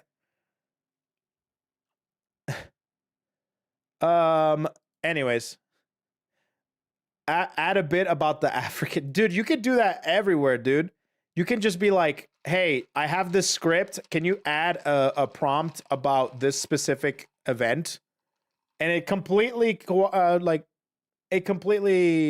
does it. Insane, dude.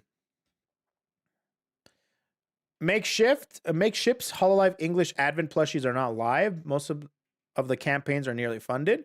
You have until June 12th. No, Grok had a bit hard-coded in to include the African genocide for a week or two. Wait, what? For real? Oh, I didn't know that. What?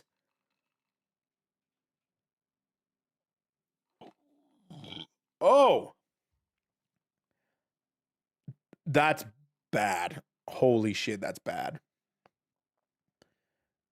Elon loves to change Grok to reinforce his ideology. Dude, that's a bigger reason why I just don't go on Twitter anymore. I go on Twitter sometimes. A lot of people at me on things, and I take that and I like them sometimes, you know, and sometimes I've been actually filtering out a lot of stuff from Twitter, and it's been going pretty good. I might make a series about my feed because it's been pretty good. Maybe there's some shit on Twitter that's really good, and you can see my videos to be able to see the best parts of it without you getting cancer, you know? Anyways, these are cool. I actually really like the Shiori one. The Shiori one's kind of cool. Also, the Bibu one is just adorable. Love that.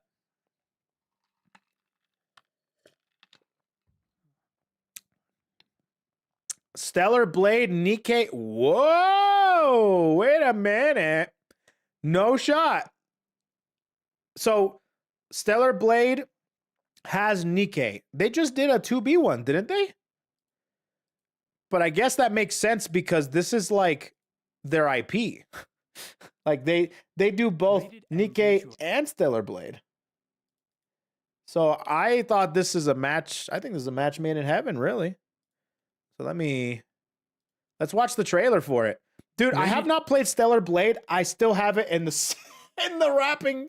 Dude, Stellar Blade and Tears of the Kingdom both have just been chilling in my drawer in the plastic for like months now. Probably close to a year now, actually. They've just been chilling, dude. Hold on. There we go. Okay, here we go. Let's take a look. M for mature. I'm mature.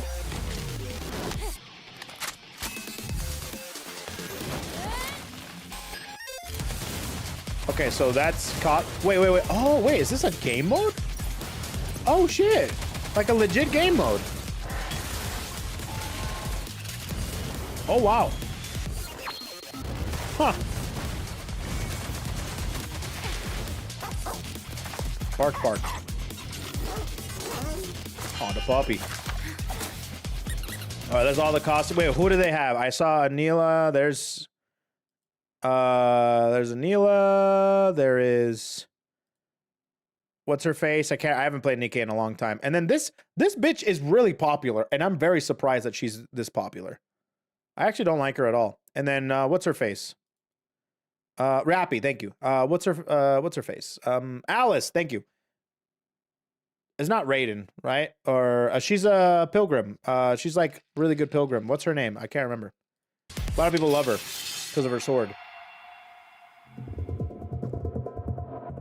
Oh, she's not. She's like a legit different character. Is she a boss?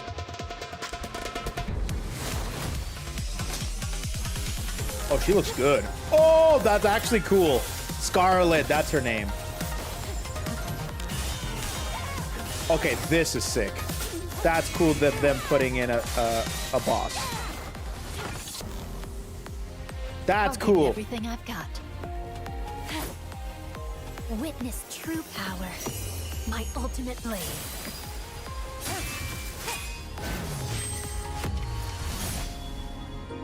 That's pretty cool.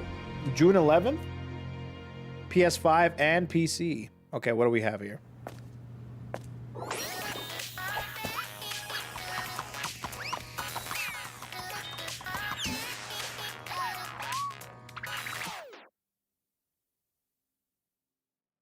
What? What was that? What was that? The little creature. Yeah, what is that? I don't even know what that is. It would have been crazy if it was like Neko arc. It's a meme, is it? La criatura. I found it amusing. Yeah, I have no clue what that is, dude. Either way, I guess they have a complete edition coming out. Twin pack, so you have Nikke and you have 2B. Pretty cool. All right, not bad, not bad. Pretty cool. Fan-made meme that became official. Whoa. Doro. Well, I think I want to play Nikke now. I'm sorry, I want to play Stellar Blade now. La criatura. La criatura. What do we have? United Airlines are going all in on Starlink. Full fleet upgrade by 2026. It's aiming high every 300 regional jets. Okay. Okay. Free Wi-Fi, 35,000 feet, 50 times faster speeds. Stream, shop, and game on like you're on the ground. United Airlines taking off. Okay, I guess they have. Is there a catch? I don't know if there's a catch or not, but this seems really nice. I really do like the fact that there's gonna be free Wi-Fi. That's sick. I do like that. They might charge more though. They might charge more. Don't know, but that's a good thing. That's nice. Yeah, they said free Wi-Fi. I don't know. I don't know, man. I guess this is only United. If that's the case, if they have cheap flights and they have free Wi-Fi in the air, I'm going United.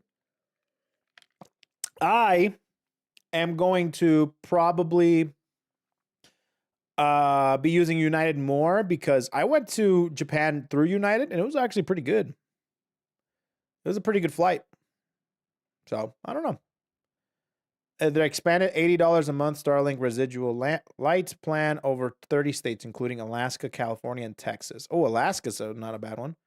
That's cool. Starlink is pretty cool whenever you go out and you are in a place where usually there's no internet or service. Starlink is like satellite, and it's not the greatest Wi-Fi, but it's something at least, you know? So if you go, like, not camping, but if you go like live van life. Starlink is probably your best friend. Who owns Starlink? I think that's an I don't Elon know, thing. man. I'm pretty sure. Last time I checked, United flights sometimes turn into a Waffle House. Bro, all airlines are so bad. All airlines fucking suck. So if I'm picking my poison, it's going to be the one that gives me the most benefits. All right, Monster Hunter Wilds collab. We saw this. This was pretty cool. Girls Frontline 2. Huh.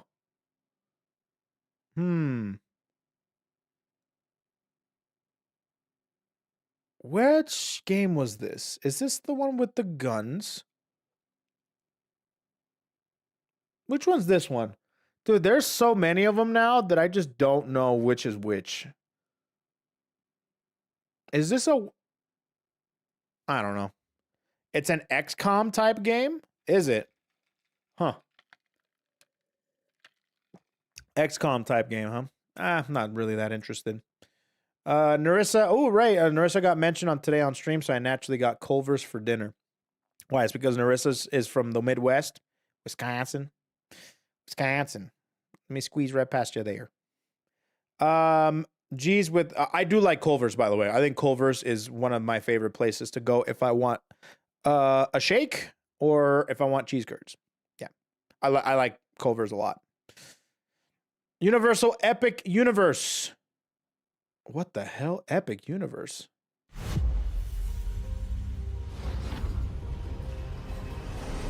Beyond this gate, find gardens green and epic worlds to fill your dreams.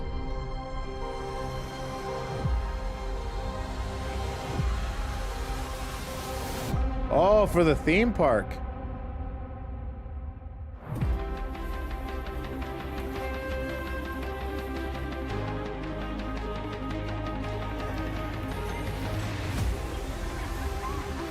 Okay, so it's like a theme park expansion, possibly. Okay, cool. Not too bad. Not too bad. I did see this. Did you guys see this, chat? The Jeff Nato? Storm, the team up anchor, and Jeff can combine their might when both of their ultimates are ready, unleashing the fearsome Jeff Nato. Storm directs the swirling Jeff Nato, dealing sustained damage over time before ultimately devouring enemies. Can't believe we got a Jeff Nato before we got GTA 6, dude. That's insane, dude. The Sharknado ult combination is real. I actually don't know. Can this interact with Human Torches? Can you do like a fire Jeff Tornado? I don't know. A Jeff Fire Tornado would be insane, just wrecking havoc everywhere, dude. I imagine if the storm interacts with one of them, it'll pick the one that it interacts with the first time, instead of just like everything being a culminate. But that'd be so cool, right? Wouldn't that be sick? That'd be sick. Anyways, Mayoshi being such a dork, Ko's gonna have flashbacks. Apparently the swaying dance is hard. I want kind of effort goes into these short clips where the animation looks like this smooth. Let's see it. 3, 2, 1, fire!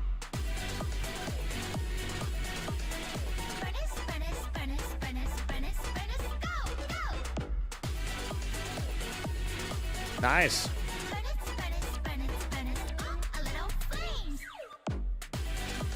Damn, she's got moves, dude.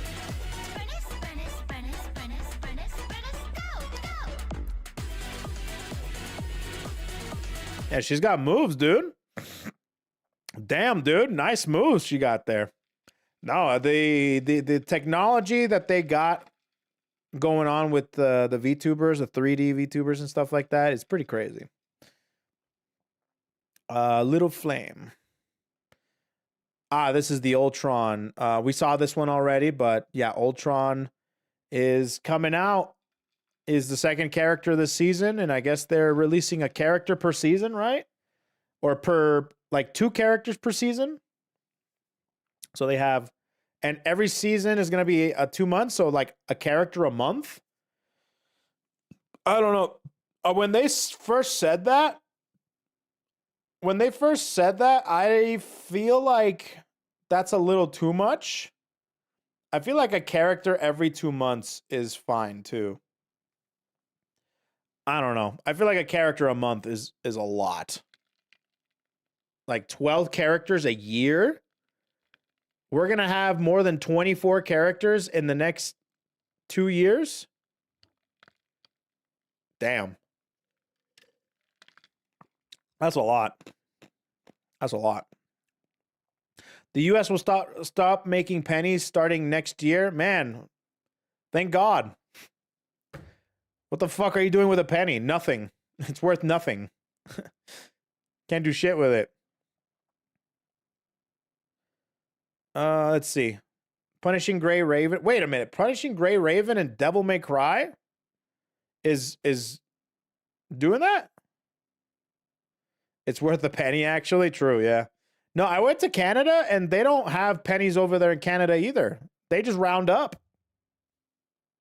Crazy. I love it. They should do that. Like, what if I need a penny back? I think they'll have pennies. It's just they're going to stop making them.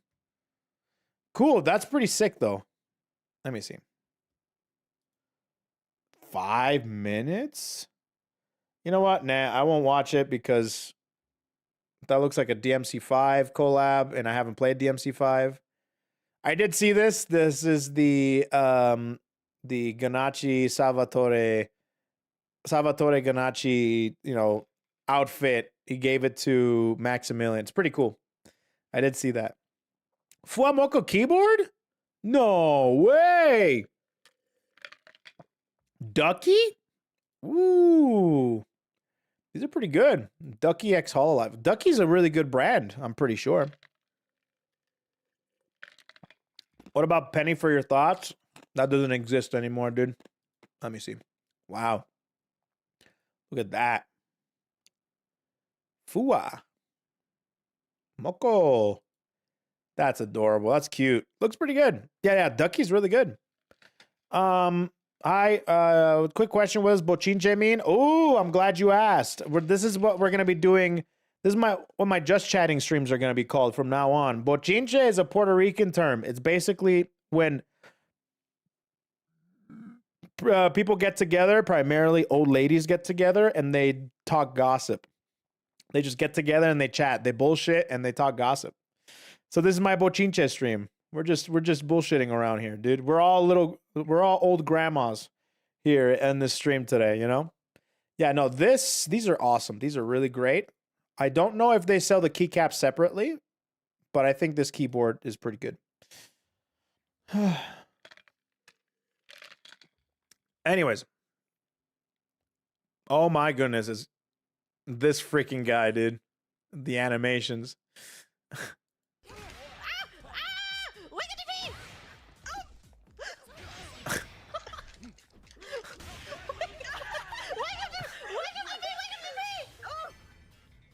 What's a wake up TP? I don't know. I don't know. Everyone's saying, dude, I love it when chat starts spamming FGC lingo and then they kind of attach to it and don't know what the hell that means, dude. A lot of people, when I tell them to DP, they're not a part of the FGC, they look at me very weird. Because the only other DP in other people's vocabulary that aren't in the FGC is usually ones that they've seen on the internet on a site that they probably shouldn't be on. You know what I mean? So you have to kind of explain that DP means Dragon Punch. It's a big one, Nah. Every time, man. Every time. That's how it is, man. Combo breaker, don't miss. Yeah, so from my understanding, if you go 0-2, you get deodorant. It was close enough. I think they should do this for every major tournament coming up from now on, dude. They should do this to every single tournament, man.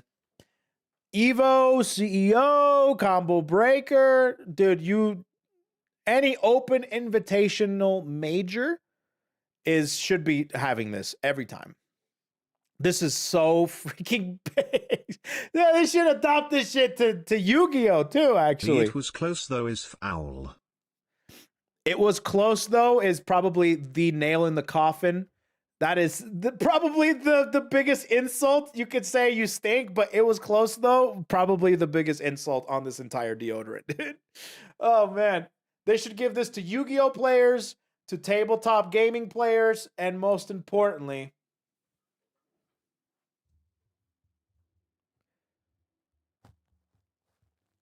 metalheads. Anyways.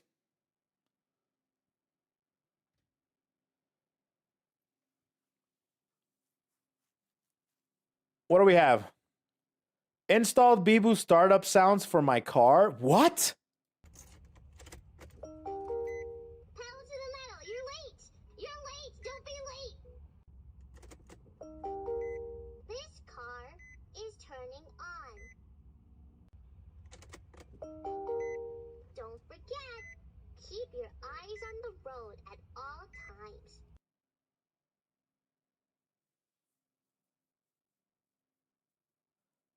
Okay. Come on now. Come on now. That's crazy, dude. That's crazy, bro. People take their love for their Oshis a little too crazy, you know? I don't know. Imagine trying to sell that car. Hey, yeah, it runs well. Engine's good. Replaced a bunch of spark plugs. There's just one thing, though. There's just one little thing, though. Let me show you. The funny thing would be if they're like, oh my God, is that Bibu? I love Bibu. They're like, then never mind. Never mind. SK plugging after winning one game versus what? No. Wait, watch this. Hold on. Hold on. I'm checking. Okay. Close the game.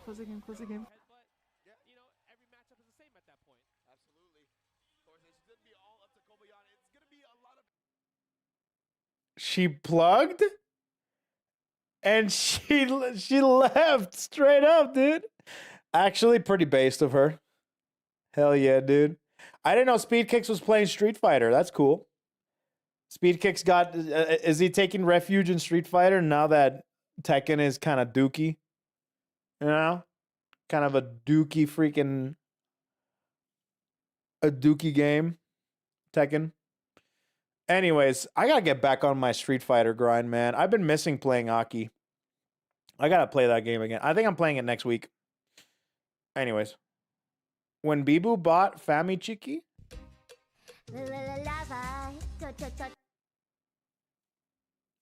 I actually unironically like this. I'm sorry, ironically, I like this song. Chicken. Steve's lava chicken, yeah, it's tasty as hell. Ooh, mamacita, now you ring the bell. Crispy and juicy, now you're having a snack. Ooh, super spicy, it's a lava attack. I am potter worker. Okay. I don't know. I ironically like this. I don't know. I think seeing it live in the theater was kind of cringe though, because sometimes I feel like Jack Black took that role specifically, and he put specifically in the clause that he could like sing, like let me sing, and they're like, okay, Jack, sounds good, you know. I won't lie though, when he pulled out that chicken out of the oven, it was a square chicken, and it was pulled out the chicken leg and stuff. It kind of looked good, you know. Can't blame him. I absolutely thought it was just like, really? Are we breaking out the song? And then the rest of the movie was kind of like that. So I had fun watching the Minecraft movie. A lot of people didn't like it. A lot of people loved it too much. I mean, I'm not the demographic, but I had fun. I had fun.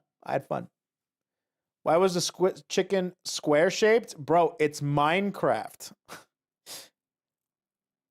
That's why, dude. It's the Minecraft movie. Oh, did you not know? Yeah, that came from the Minecraft movie. It was god awful. See, a lot of people don't like it. A lot of people liked it. I had fun. I don't know. I kind of like it when the movie's like kind of campy. How are you gonna make like a seriously good Minecraft movie? You can't. You can't make a seriously good. So you got to make it as fun as possible. You know. They gotta make it, and it was fun. I liked it. Anyways. You can? No, you can't, dude. You can't. It's not possible.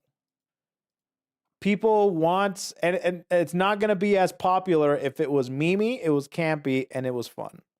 That's just me. Did the pigs turn into pieces of pork in the movie? No, I don't know. They didn't. I think it's possible to make a serious Minecraft film. Dude. With this current... with the state of the movie industry that it is right now, the state of the Minecraft fandom, and the fact that these people want to make money, no, it's not possible. It's not possible. Of course, if you had every single circumstance correct, you know, and you had investors pouring in millions of dollars into these incredible performances, incredible things, yeah, sure, but that's not happening in today's movie climate. No way, dude. But, you know, the Minecraft movie is the Minecraft movie. I don't know. I think they did a good job for what it was. I wasn't going to take a Minecraft movie seriously. Anyways. Okay, deathmatch with Gallion. I want to see this character in action. Let's watch this character in action. Believe in victory. Believe in victory. Let's take a look. All right, Gallion, what do we got? Battle 1. Engage. Ooh, I like that. Ooh, I like her run animation. Did you see that shit? Dude, her run animation is so cool, actually. Did you see like how she just rides the mud, just rides the earth?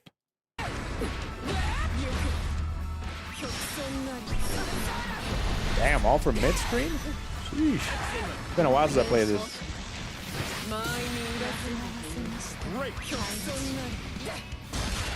Clash. Grab. Is that a back? I think that's a regular grab, right? I'm pretty sure. Yeah, no escape. Okay, yeah. Close. Is that a command grab? I think that's a command grab right there. Yeah. Oh shit, the rock?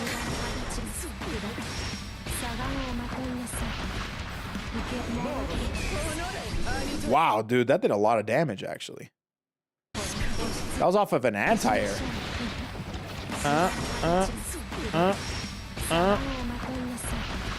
Interesting. Then she did... What did she do there? She, like, charged something up? She doesn't have a meter or anything, does she? Maybe she does have it installed sometime. I haven't seen anything too much. The overhead.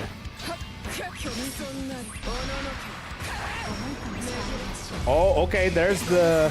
Wait. Okay, so that's an EX move, I'm pretty sure? Well, I gotta see this.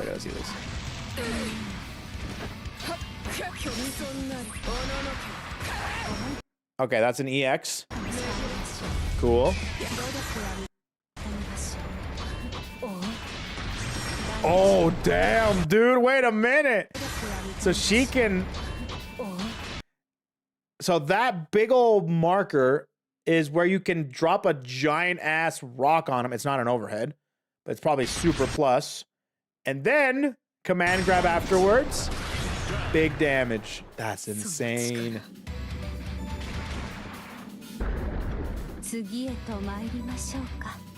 That's Player cute. one, It's win. Nibiru. Battle 2. Engage.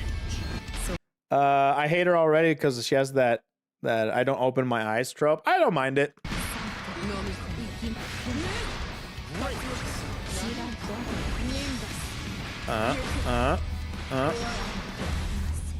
Yeah, I forget how cool she is. Jesus. Rasusia is Susia. Ooh, is that a DP? Yeah, that looks like a DP. She stomps the ground. That's dope. Okay, not too much damage, which is good. Damn, did you see that shit? Yo, I didn't realize this. Oh, damn. Damn. That's a nice animation. And then you could put a small marker on there. And then summon a rock. Wow, I like that. I like that. I like that a lot. Spot dodge, pop that. Jesus. It's all plus. Oh, nice. Oh my god, how much damage did that do? Okay, that was the I don't remember what they're called anymore. It's like an ultimate special move. Bam, that's so much damage.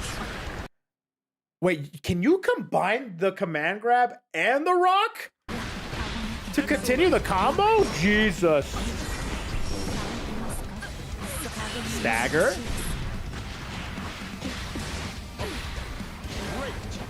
I like the air command grab. I'm a fan. Damn, that did a lot of damage. Ultimate skill. Yeah, that's the one. Yeah. Ultimate skill. If ultimate rock is an overhead, I'm refunding the game. Bro, just block. See that ass of defense? Oh, I like that.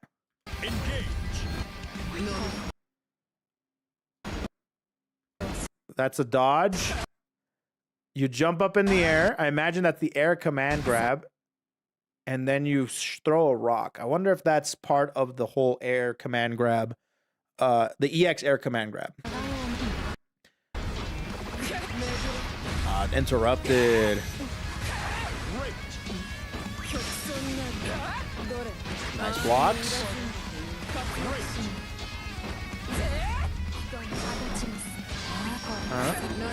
Oh, that's the EX one. Ooh! What? So that was the ultimate skill air command grab. Oh, wait. So that's in the air. Hold on.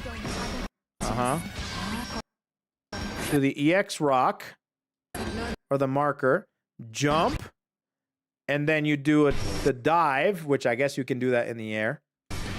It's the same exact cooldown as the regular command grab. So she has the command grab, and then she has an air command grab, and then she has a command grab from the air, and it takes you for a ride. That's pretty cool. Okay.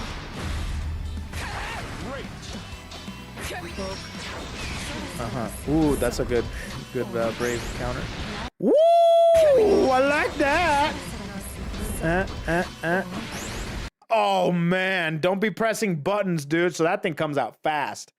And if she unleashes the big old rock and you're pressing something there, forget about it, dude. I love that. So what type of teleport is that? Is that like 668 or something? Oh my god, that looks so good. That looks like 668 or something like that. Wall bounce, command grab. The combos are looking cool. And actually pretty simple. And what I mean by that is that there's not a lot of flash. There's just quick, simple, easy command grab, stuff like that. There's wall bounces, and I like how she has the ender, which is like a command grab. I like that. Oh my god, dude. That's so sick, bro. You can threaten the rock or the command grab? I love it, dude. I'm sure everything Ko is saying means something, but I'm not part of the fighting game culture, so it looks like he's speaking a different language. Am I?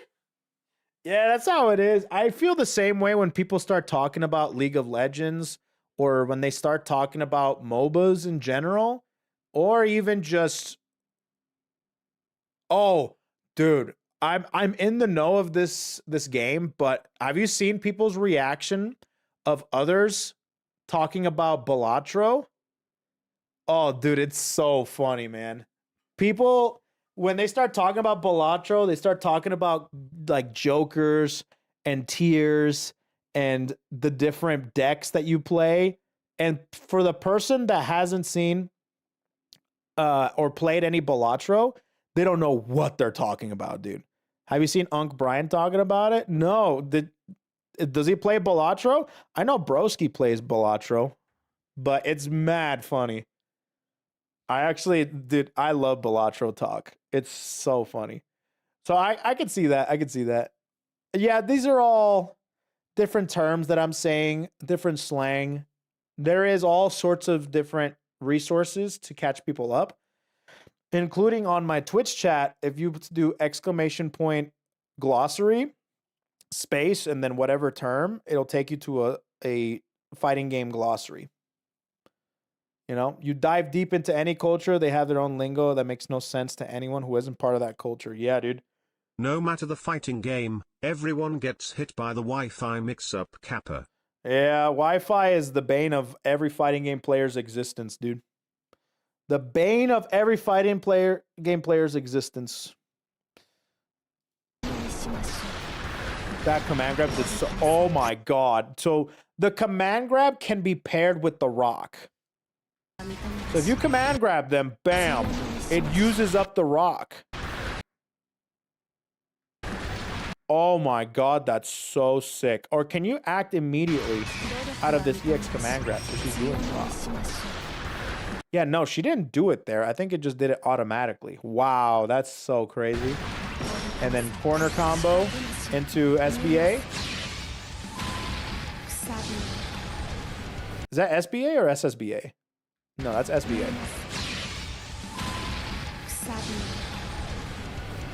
Sheesh. Sheesh. Licky the lips.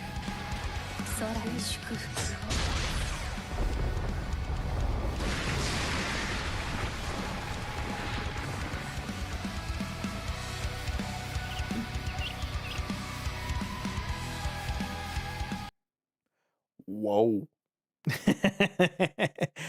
Whoa.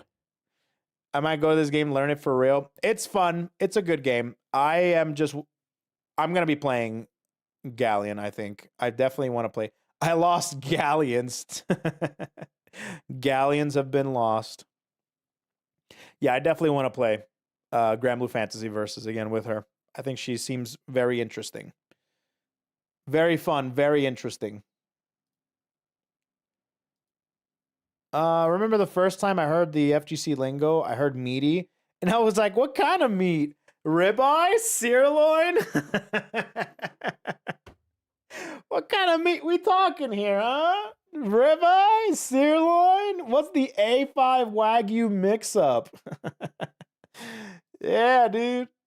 That's funny. Wait till you hear about wake-ups, you know? What's for breakfast?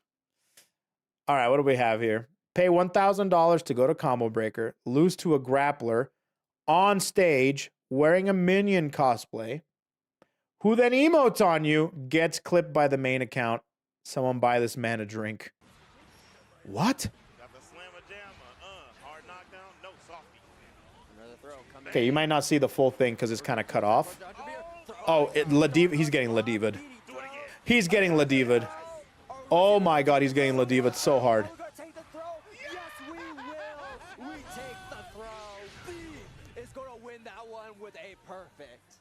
my god.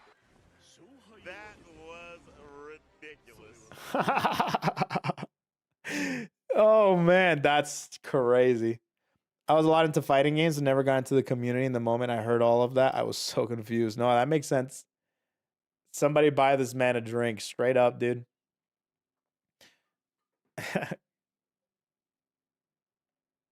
Insane, dude. Here's the clip. Wait, what is this? Adi Shankar was upset at DMC5's announcement because he thought DMC was dead and he was the one who'd revive it?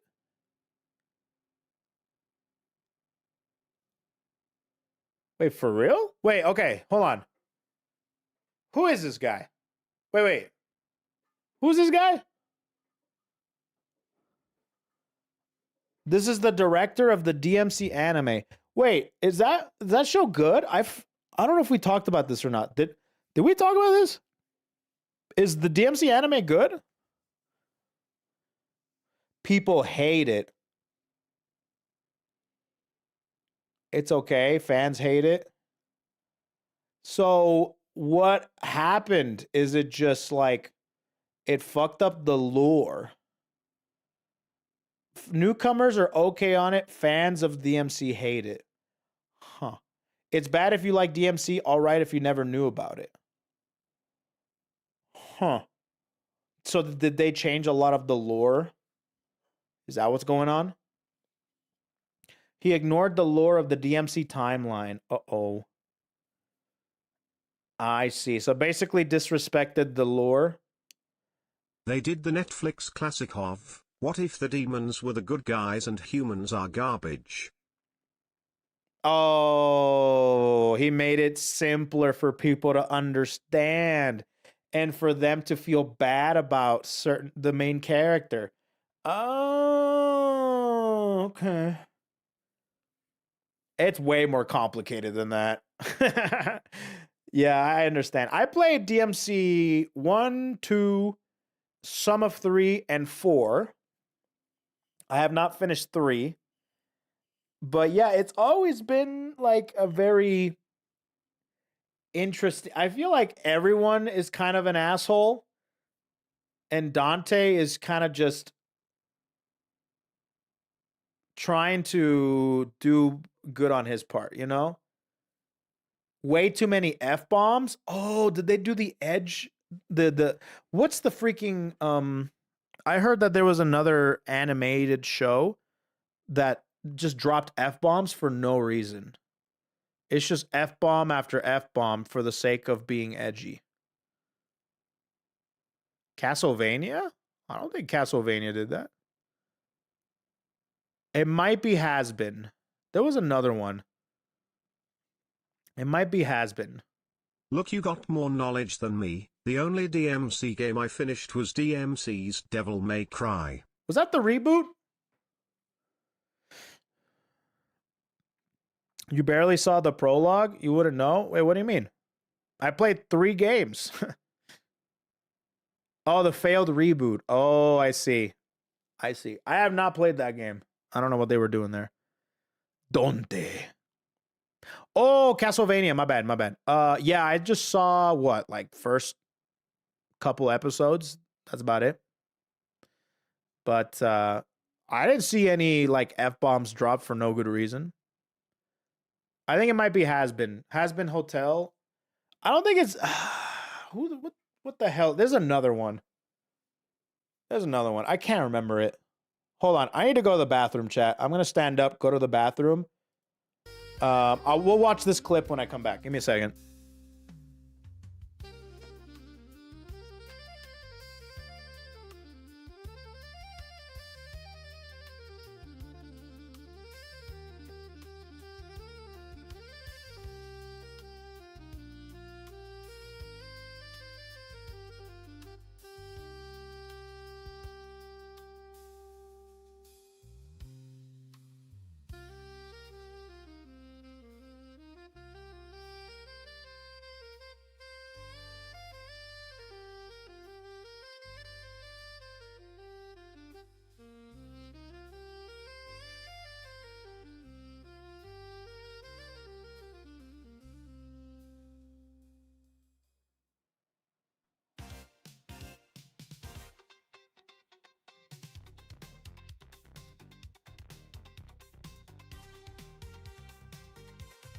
Boom, boom, boom, boom. Let's see. Has Been Hotel was the greatest tragedy I ever saw. The decay in quality from the pilot makes me cry. Oof. Oof.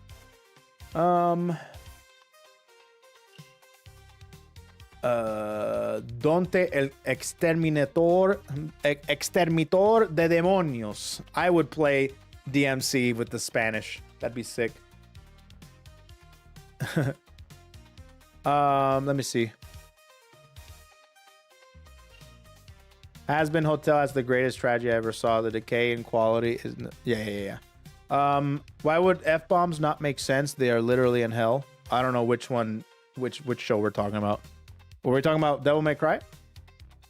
I get Adi Faro. Somehow, I always end up playing the worst version of every game. For Dark Souls I started with 2. For Devil May Cry I started with DMC, and with Infamous I started with Second Son. Worst luck ever, dude. But I had never played Infamous Second Son. I have no clue. I've never did that.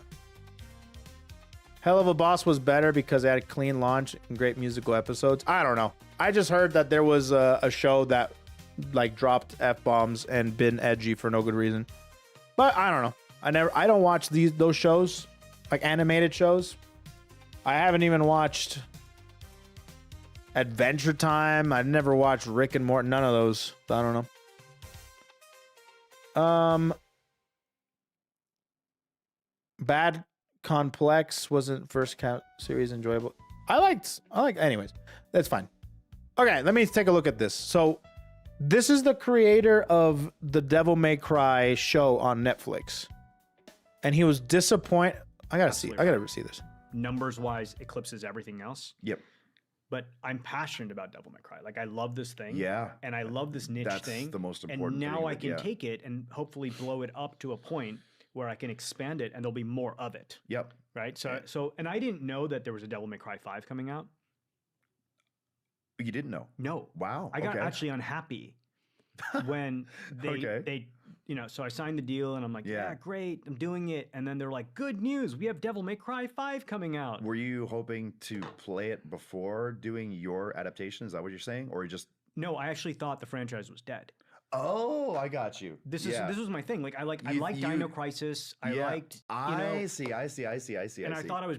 He thought Devil May Cry was on the same tier as Dino Crisis? What? How do you say that?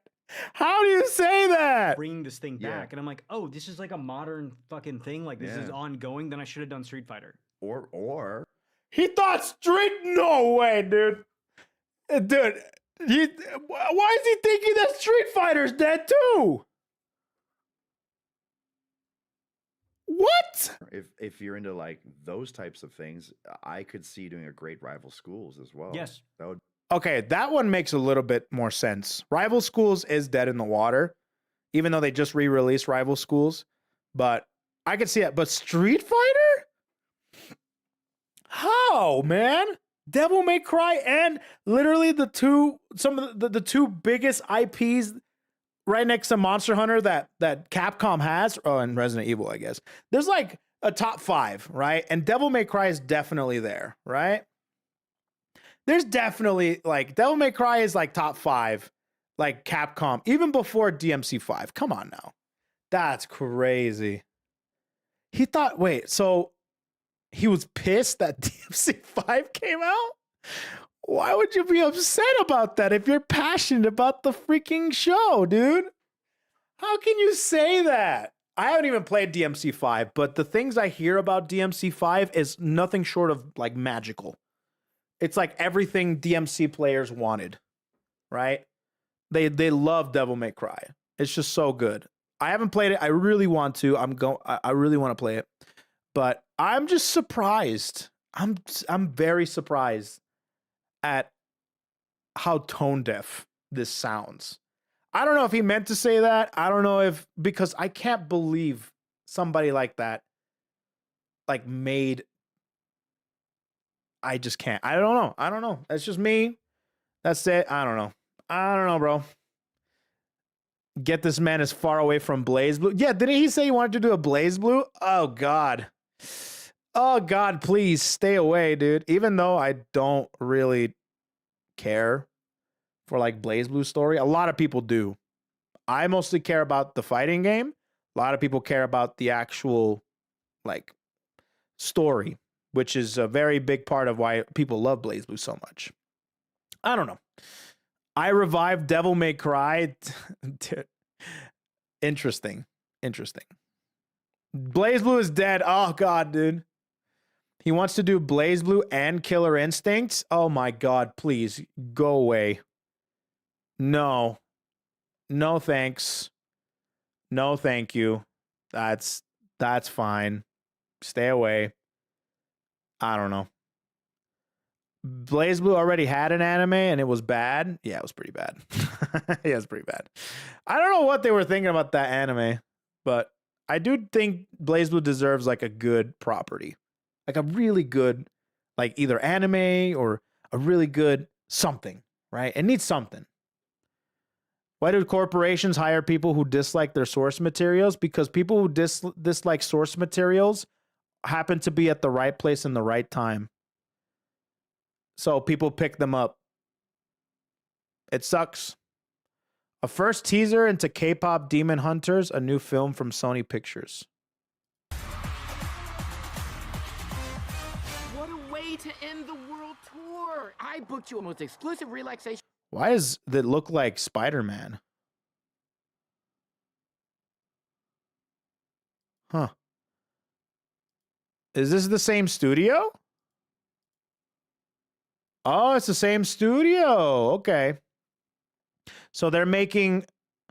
Wait, hold on. No, don't make K-pop. Please, make the third Spider-Man. What the hell is this, dude?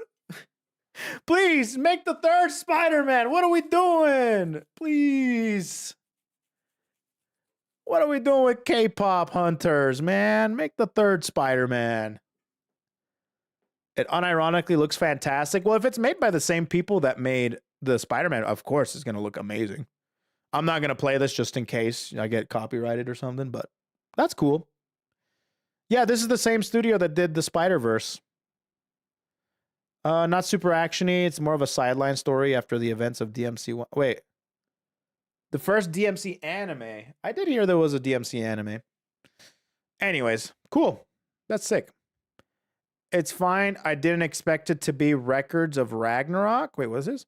Is the site that I'm using to watch Dual Rulers? Is that the Guilty Gear anime? Dual Ruler is bad, or is this climactic battle a PowerPoint Oh, what happened? I just didn't expect it to be Records of Oh, no. Did they do Records of Ragnarok? That's one of my most disliked things about that show. I love the concept of Record of Ragnarok, but some of the fights that should have been incredible turned out to be just picture stills.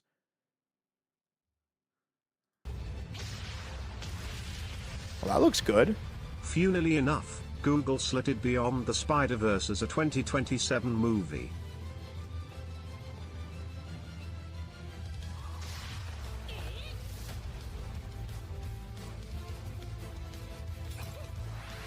Oh, come on.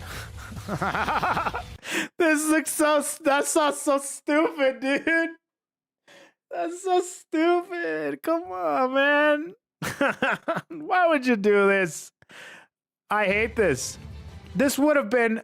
Dude, it literally looks like I'm lagging. Did you watch season 2 of Records of Ragnarok? I haven't. I only saw the first season. I will not deny that this is the worst of the fights, but it is the worst of the fights. The others are better. Okay, so this is just like maybe one part of the show. I really hope that I'm taking your word, because I actually do want to watch it, but I definitely hope that this isn't like that, like the rest of the show. If this is the only part, then all right, sure. But if there's actual good quality animations or fights in the show, they then really colored an animatic and thought no one would notice. It's fake. The scene isn't like that. Is that true? Am I getting one guide? I don't know who to believe anymore. I have to watch the show. I think it just barely ended. Not all fights are like this, but this specific one was like this for some fucking reason, lol. Yeah, I'm getting one guide. Okay. Yeah, this is... No, it's exactly like that in the scene, yeah. Well, I'm hoping that you guys are right, and this is just the worst of them. Because dude. Ugh. This would have been so... I mean, look at that shit. The quality of the animation, the art is so cool. I love it. It's exactly what I wanted from Guilty Gear, to be honest with you. This is an isolated incident. Okay, thank God. All right. I'm still going to watch it no matter what, because I'm curious. But at the same time, yeah. Why Hollywood or crazy studios have to ruin a good game with a movie that doesn't follow its timeline? Because Hollywood doesn't give a shit about you, dude. Why are you saying why? You know why. Because they don't give a shit about you, dude. We know why. Anyways, we are thrilled to announce that Bandai Namco Entertainment and A24 are teaming up with the writer and director Alex Garland to bring From Software's world-renowned video game Elden Ring to life as a live-action film. Huh.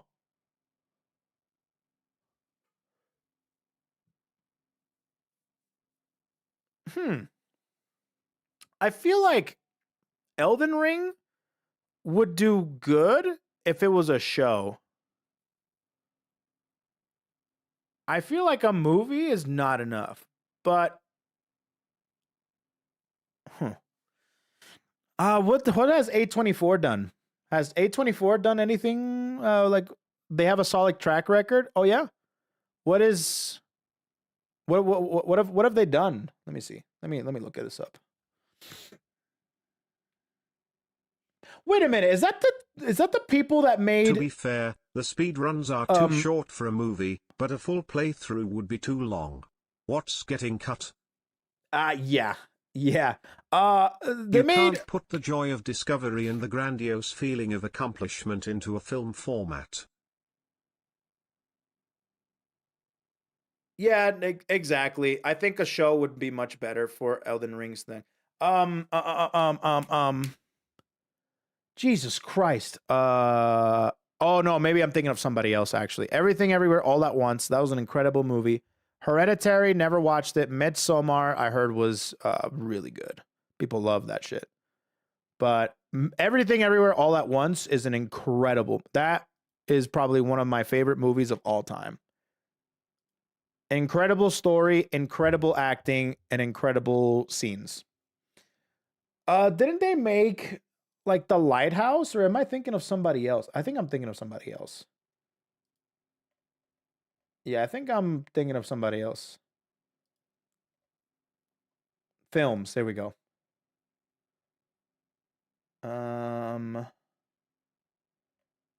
All films, there we go. Did they make... Oh no. Oh, here we go. Here's everything. They made Priscilla.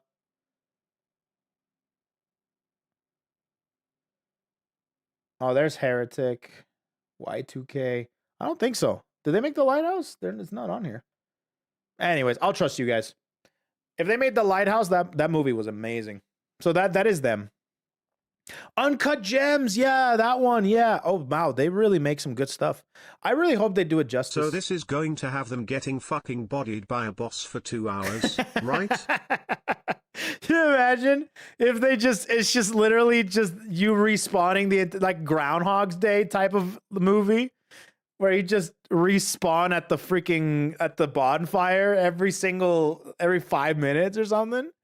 Oh my God, if they spend like an hour on just fighting Margaret, that'd be so funny. No, but realistically, if I'm being honest, Elden Ring is probably one of the greatest stories. The main character has to be Let Me Solo Her. I wonder if they're going to do some sort of a nod. They might. But I do think that this game has some of the best lore that I've ever seen. It's really fun. I mean, Dark Souls is really good, but Elden Ring is very rich in its lore.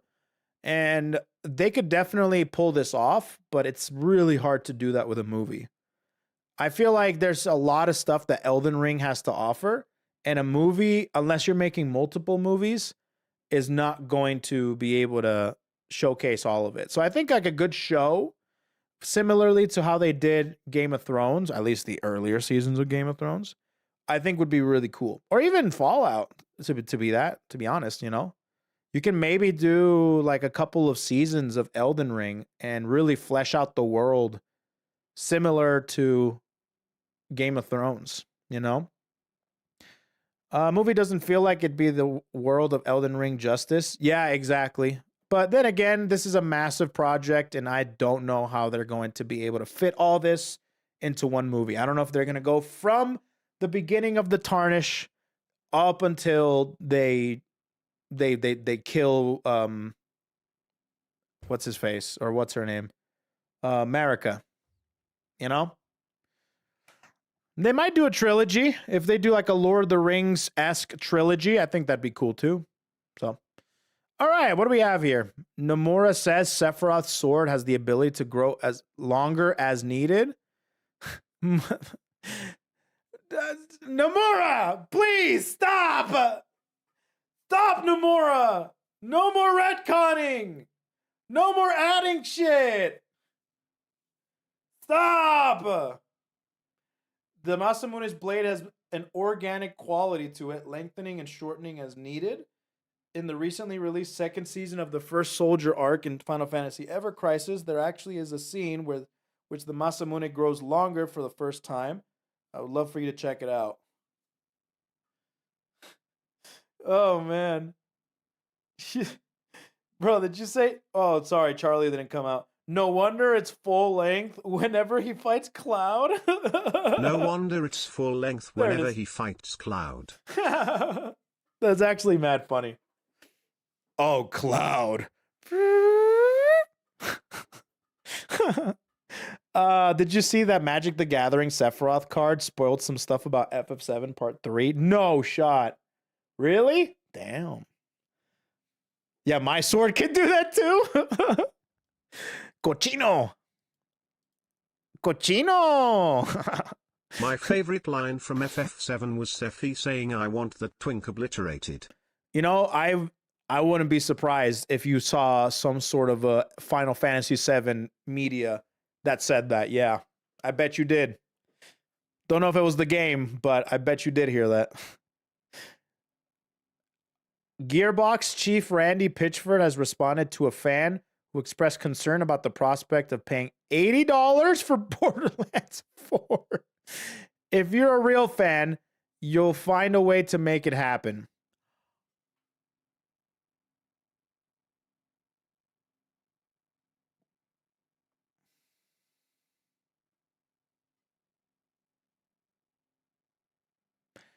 I want to say fuck this guy, but he's also like not wrong. The reality of it is, yeah. But the big wake-up call for saying something like this is that you're not there. Nobody's going to be a real fan. No one wants to be a fan of some prick running the game studio. What's funny is that no one has ever bought Borderlands at full price. Bro, we all know that game is gonna be on sale for $10 in 4 years' time. That's so true, man. That's so true. I've never bought a Borderlands game in my life full price. I played Borderlands 1 and 2. None of them have been full price.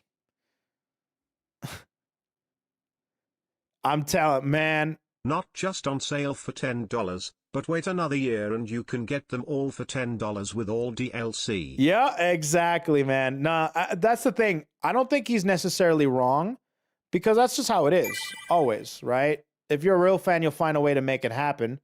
And yeah, that's true, but that's so tone deaf and out of touch that at the end of the day, you're not going to have real fans. You're not going to have real fans. That's just it. Oh, what do we got here? A raid. Congratulations, Raiders. You have found a new stream. Hey, what's going on? Aka Scarlet with the raid of... Thank you so much for stopping by and dropping off the kids. We're just hanging out. We're doing some just chatting, just looking at some topics. Flaming this this dude for being kind of out of touch and tone deaf. So it's fun. It's fun. Your favorite baseball girly has arrived. Let's go. That is my favorite baseball girly. I don't know any other baseball girlies, actually. My favorite one. Oh, hi, fellas. Exactly. Good one. Anyways, thanks for rating my stream. Hope you had a good stream yourself. $80 for a game, then commenting about budgets was out of pocket. Yeah. Borderlands, I'll be honest, is anyone actually like buying Borderlands? Like, hold on a minute. What was the peak of Borderlands 3? Are people actually playing it? Borderlands had a peak of 93,000. What about Borderlands 2? 123,000. What about Borderlands 1? Okay, that one was a little bit different because it didn't really come out for Steam at first. But Borderlands 1 was really popular. Borderlands 2 was super popular. Some people definitely still play. I'm seeing it. What's the most recent Borderlands game that came out? Borderlands 3?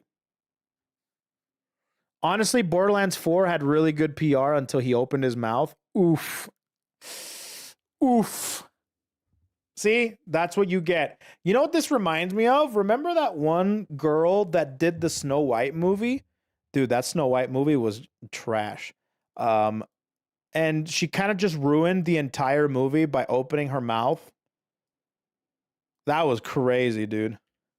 Uh-oh, did you guys break my chat? Scarlet, you broke my chat. You broke it.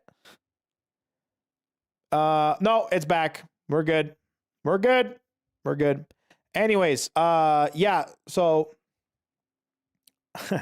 the Snow White movie was goddamn awful. It was trash, dude. That was probably the biggest waste of money I've ever spent on.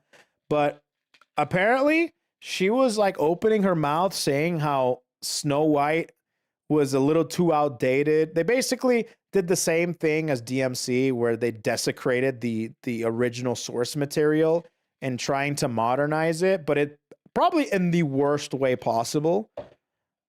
I mean, you can have all sorts of opinions, but to be able to desecrate a source material that a lot of people love and also base not only their whole personality on it, but potentially even their morals, right? Whatever, you know, it's a very famous IP. Doesn't matter how you slice it, and you just stomp it, right?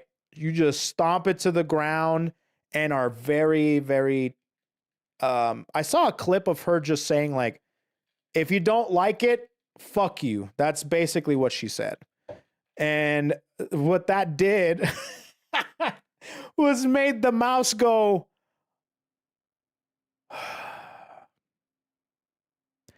Fuck. And because of that, it turned out to be one of the biggest stinkers in the past, like, decade. Insane, man. Insane. Her name is Snow White because she was born when it was snowing outside. Source Snow White live action. I don't even want to talk about it, dude. Watch this.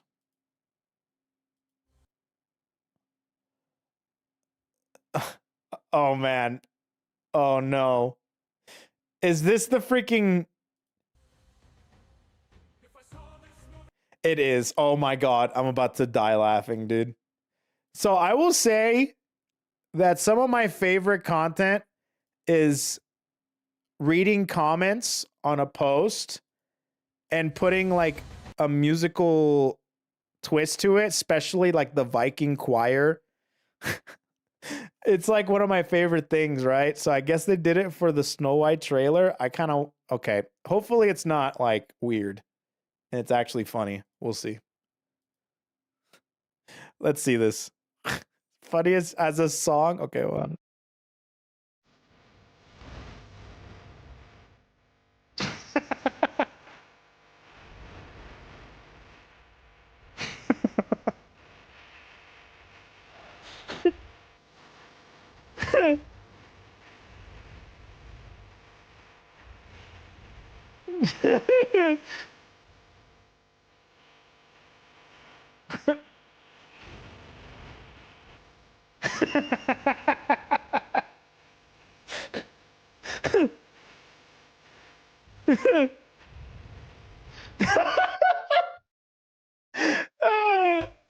Forward Farquaad, dude.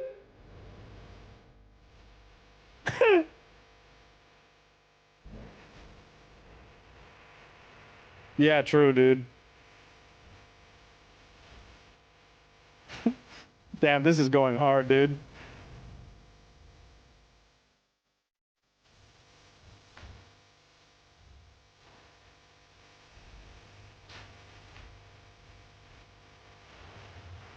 Yeah, true, dude. PS1 aggro, dude.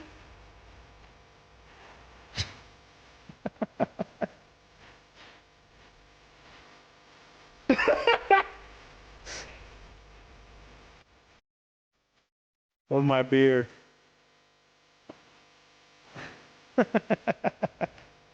Oh no.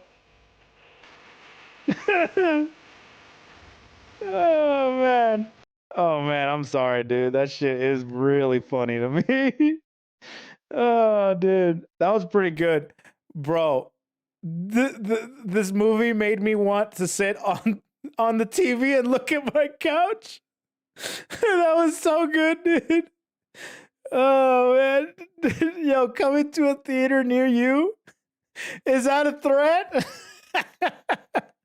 My favorite one has to be I'm rooting for the poison apple. Oh, that was so good, dude.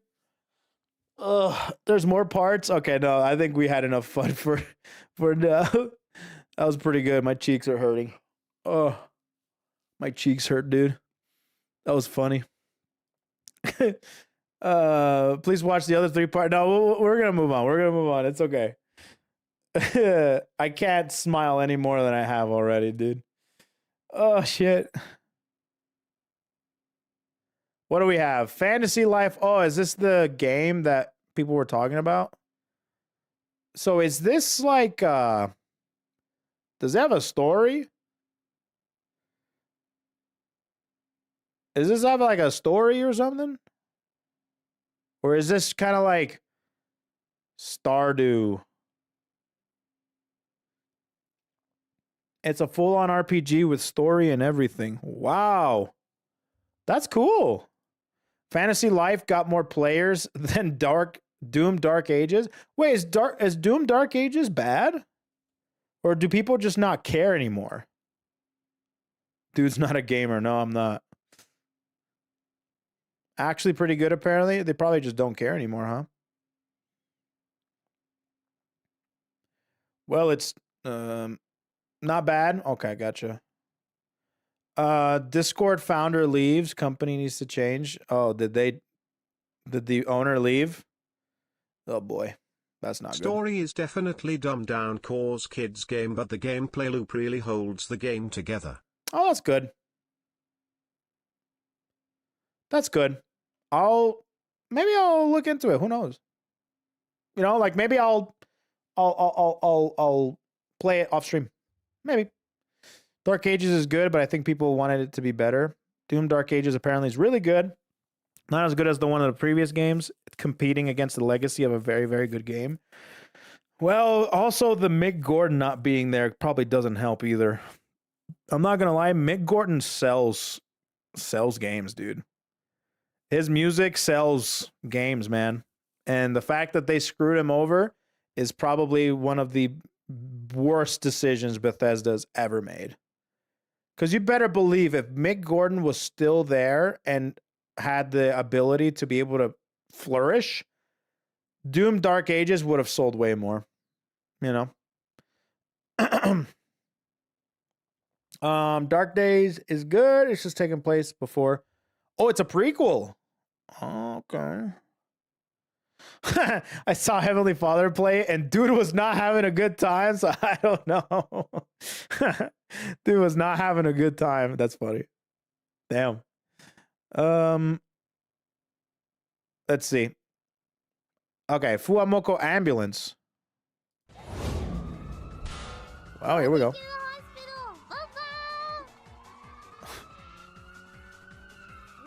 Oh boy. Wait, right here. Oh boy.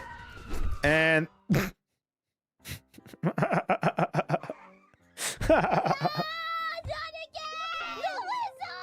sure you are putting on your seatbelt? I'm dead. How do I put on a seatbelt?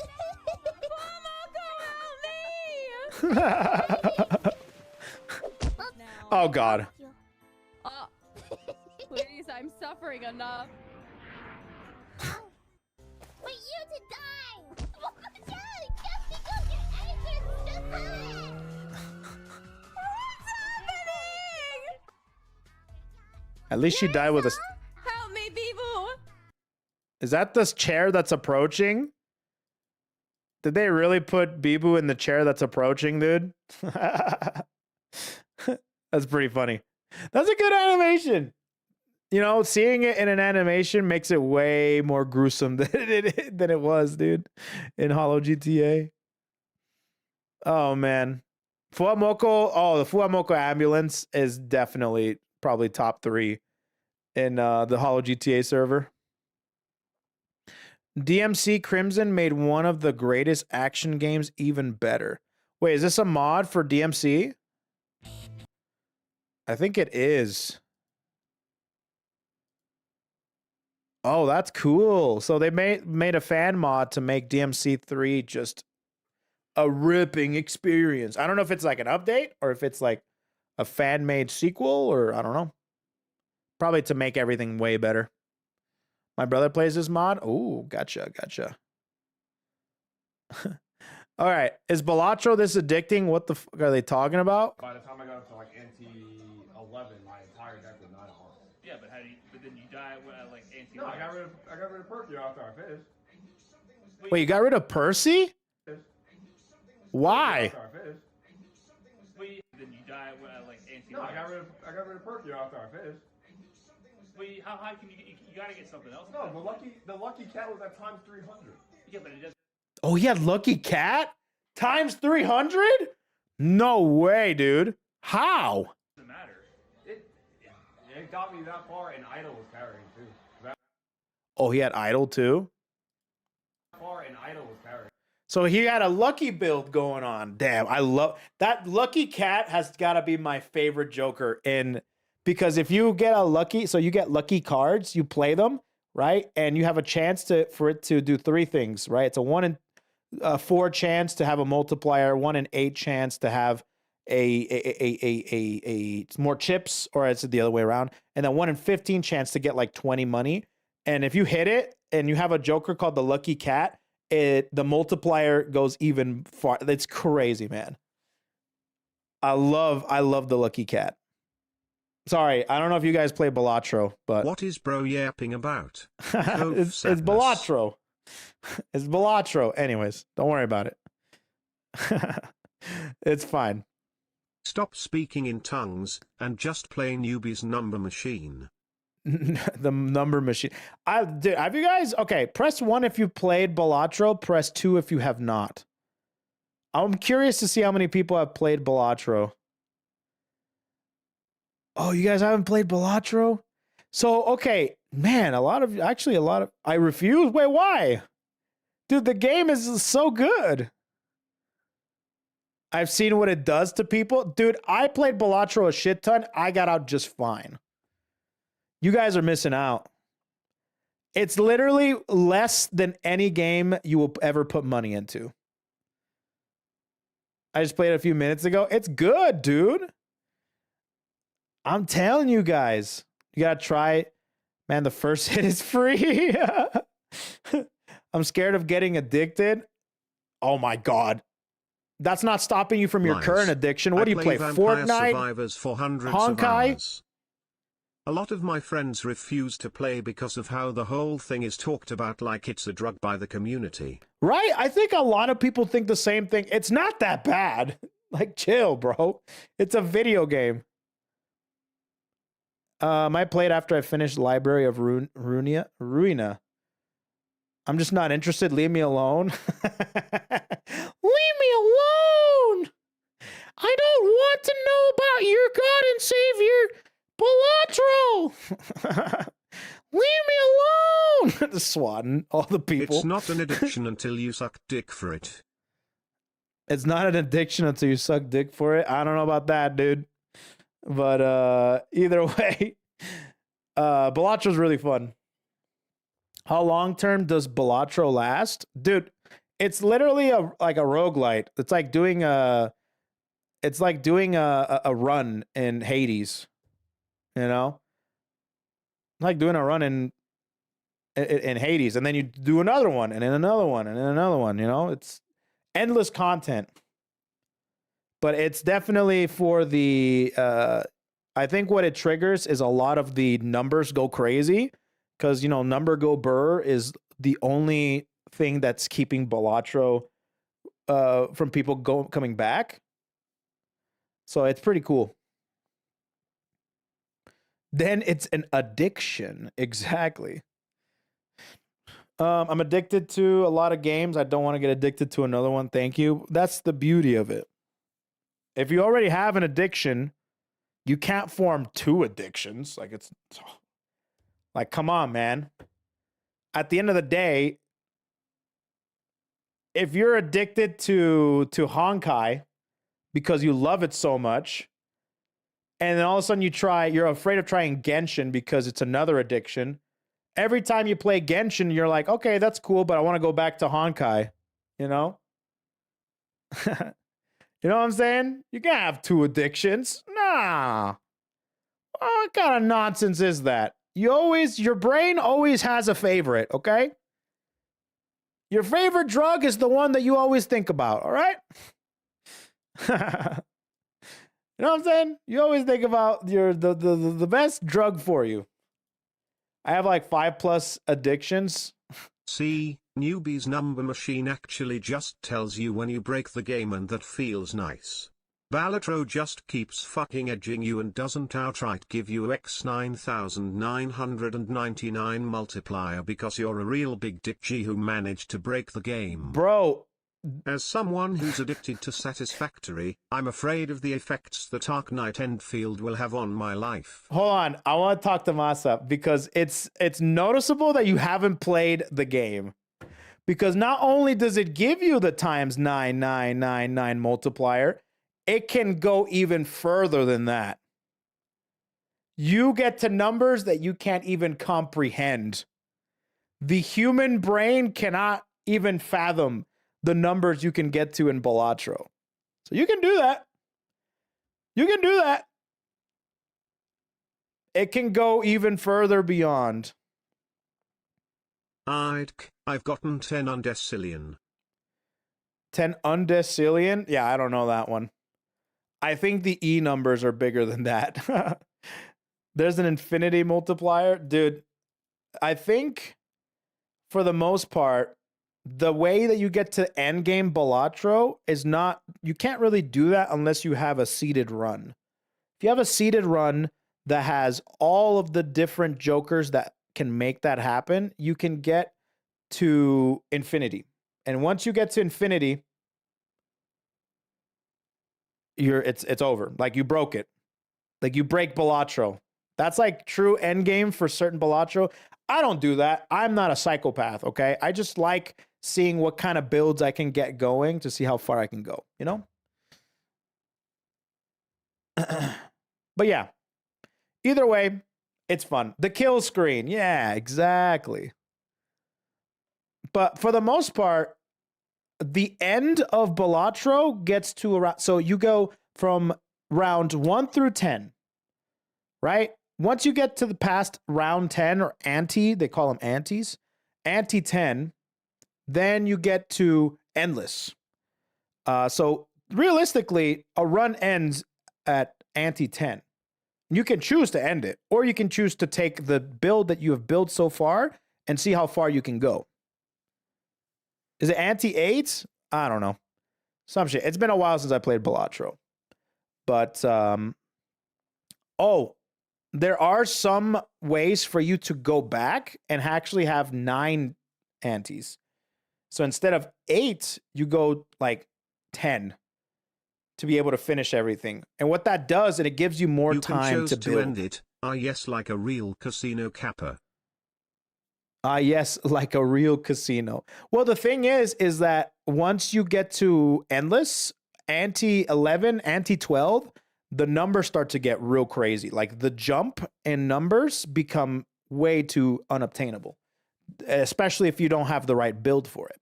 So you usually end around ante 11, ante 12. Yeah. Usually ante 12 is like end game for like non-seeded runs and stuff like that, you know?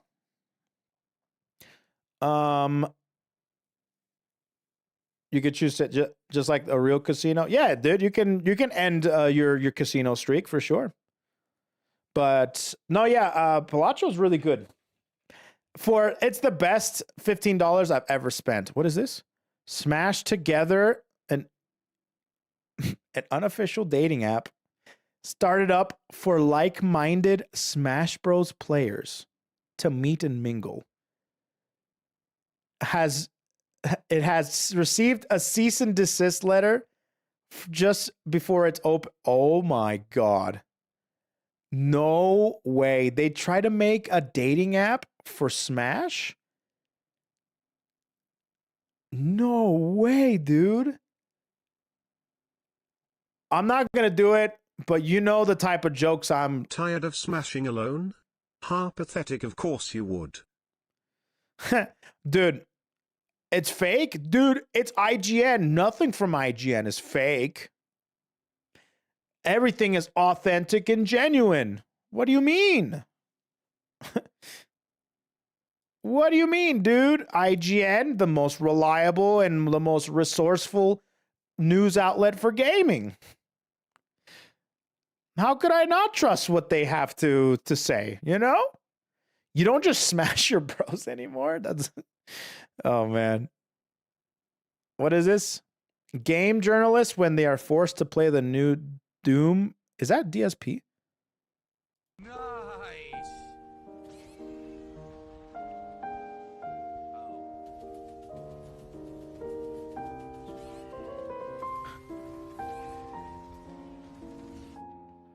This sucks. Again, what hit me?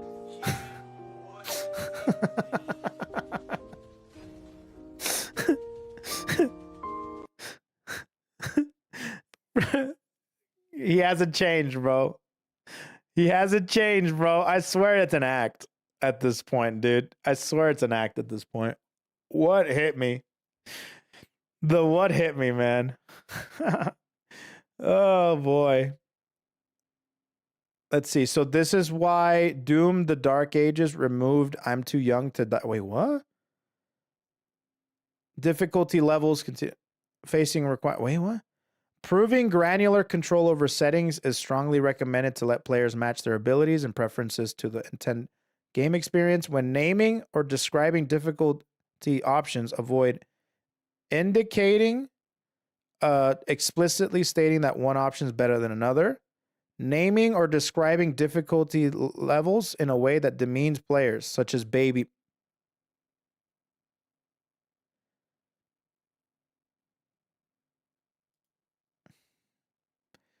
Gaming should have never become mainstream, dude. Gaming should have never become mainstream, dude. Here's a suggestion. Thingy don't tell people how to make their games fuckwads. I know. I hate this. I don't like this. You can't say baby mode? Fuck you, dude. Like, come on, man. So dumb. Nintendo can brick your consoles? Oh, yeah, for the Switch too, right?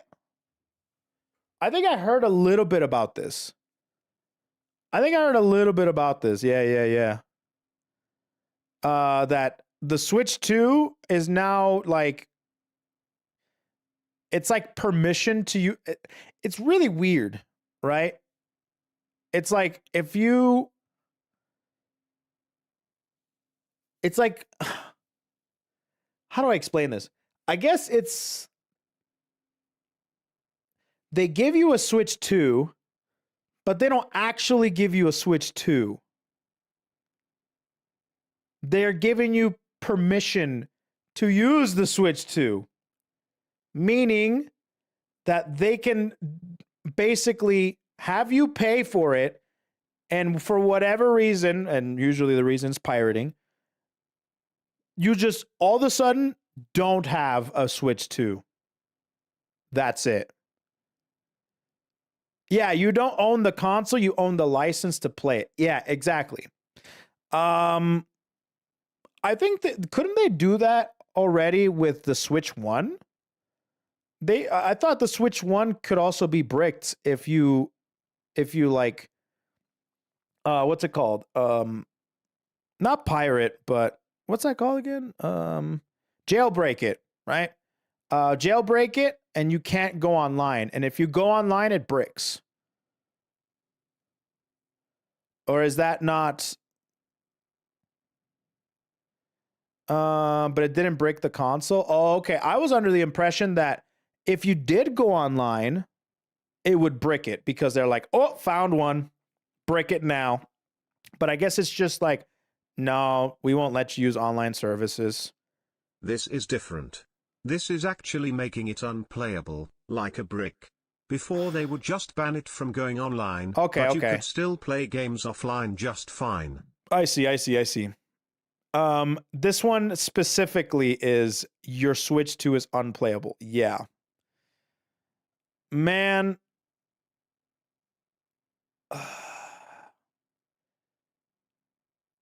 Sometimes I think that they just don't want me to own anything, huh?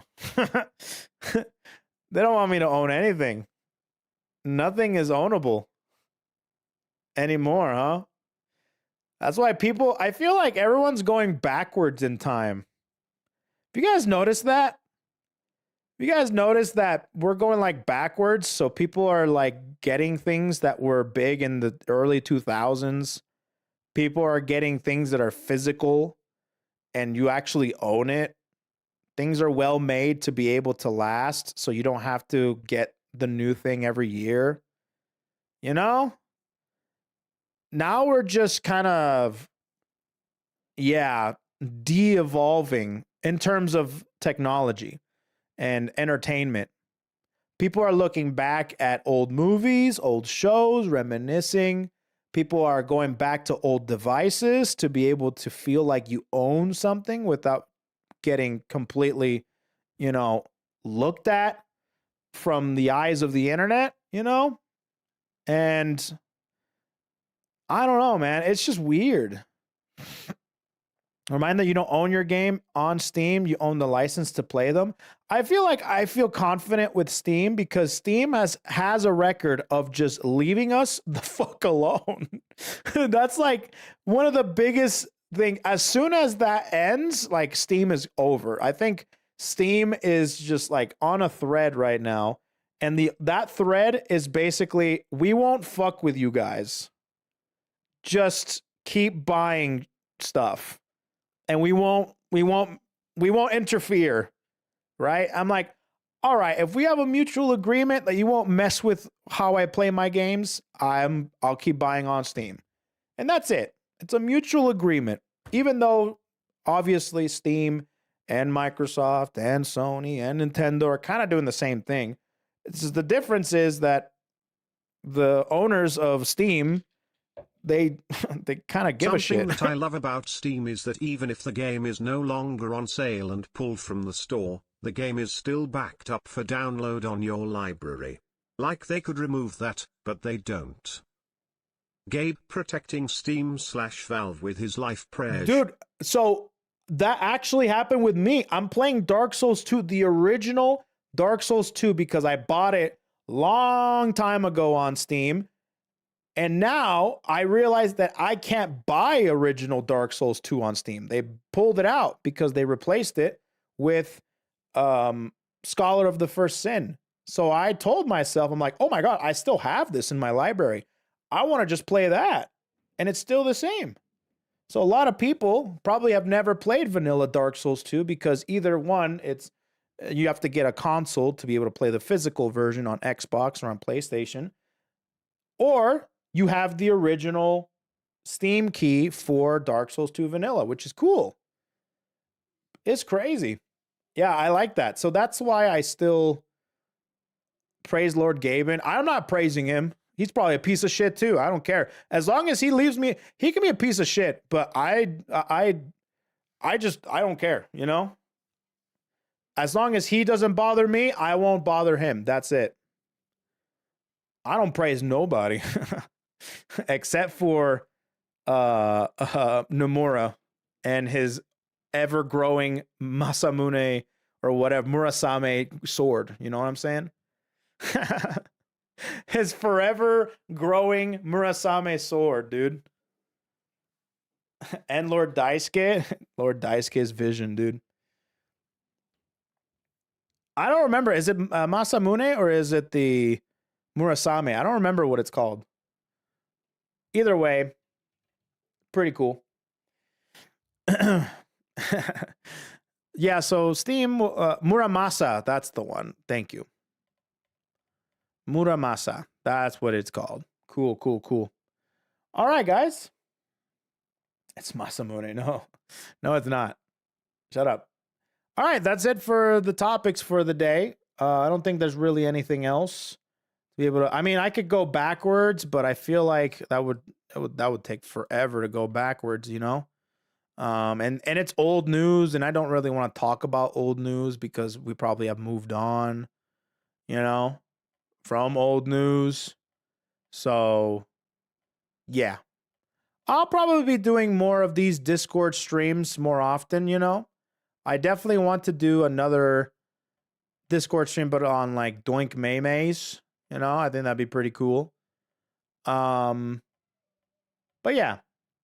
Have you seen the new Roboco outfit? I did not. Steam have offer sales that up to 70%.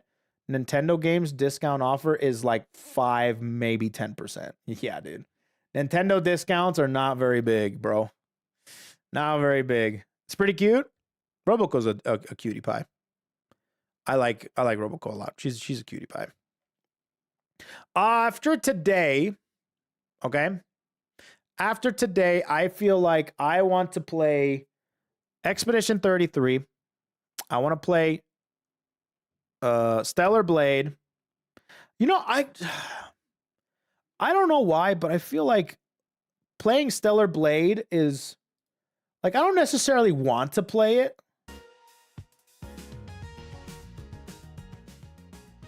I don't know. It's just weird. Wait, hold on. Have you seen how much Call of Duty Black Ops and Black Ops 2 is on Steam? Wait, what do you mean how much it is? How much are they? I still have those on Steam. I meant those way back in the day. COD games are still full price? Wait. Can you get like a cheaper key from a third-party site? You know you want to look at those cute Stellar Blade outfits. Yeah. Did you ever play Me Side? No.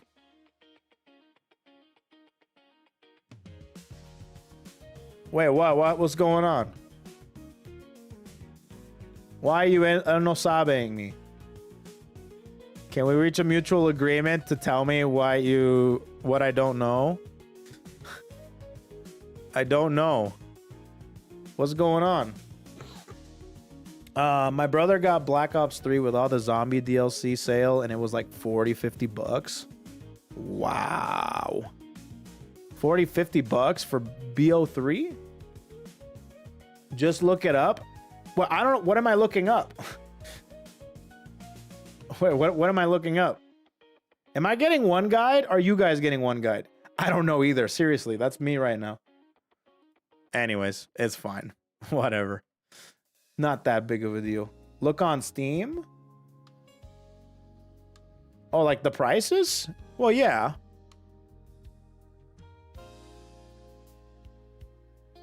Like, what am I looking up on Steam?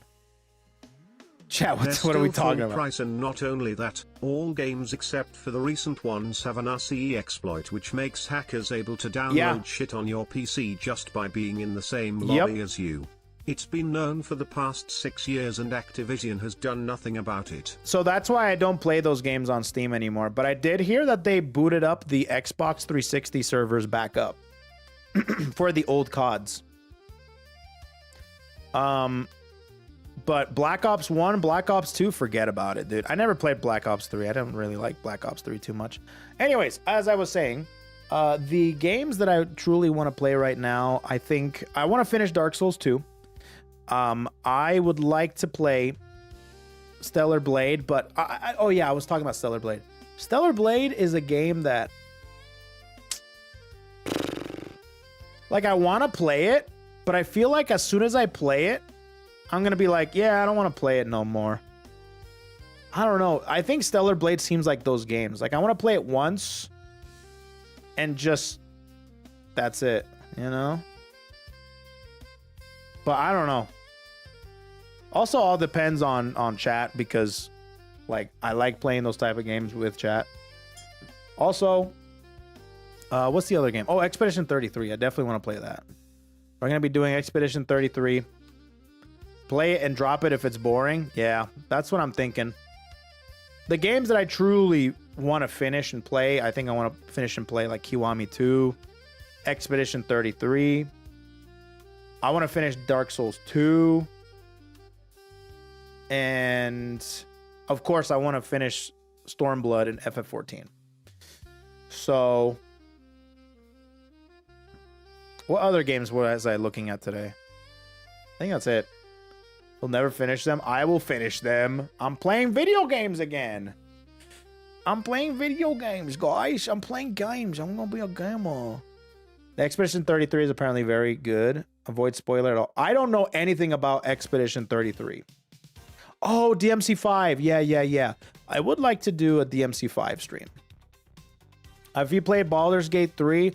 Dude, let me tell you a story about my time playing Baldur's Gate 3, okay?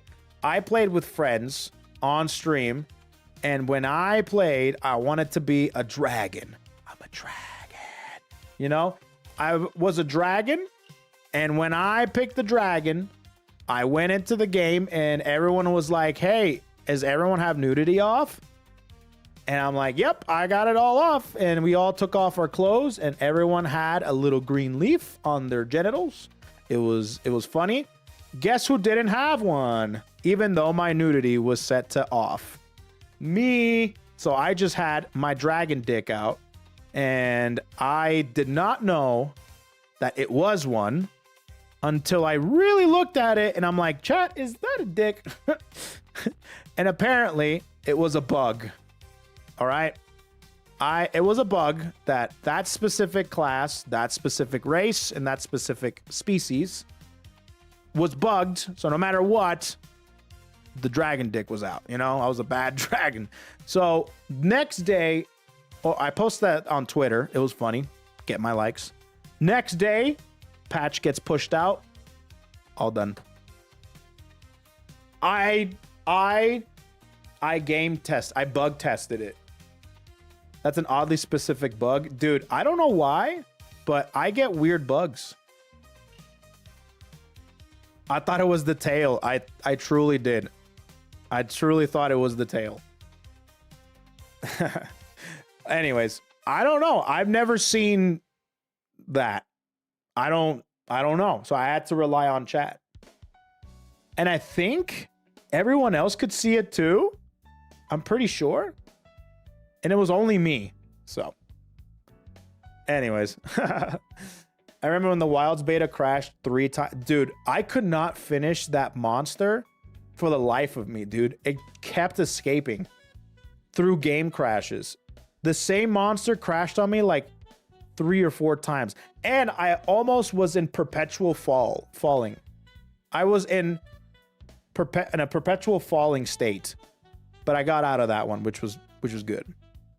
Yeah, I had a bunch of bugs. No one has ever seen a dragon dick before, so it's an understandable problem. I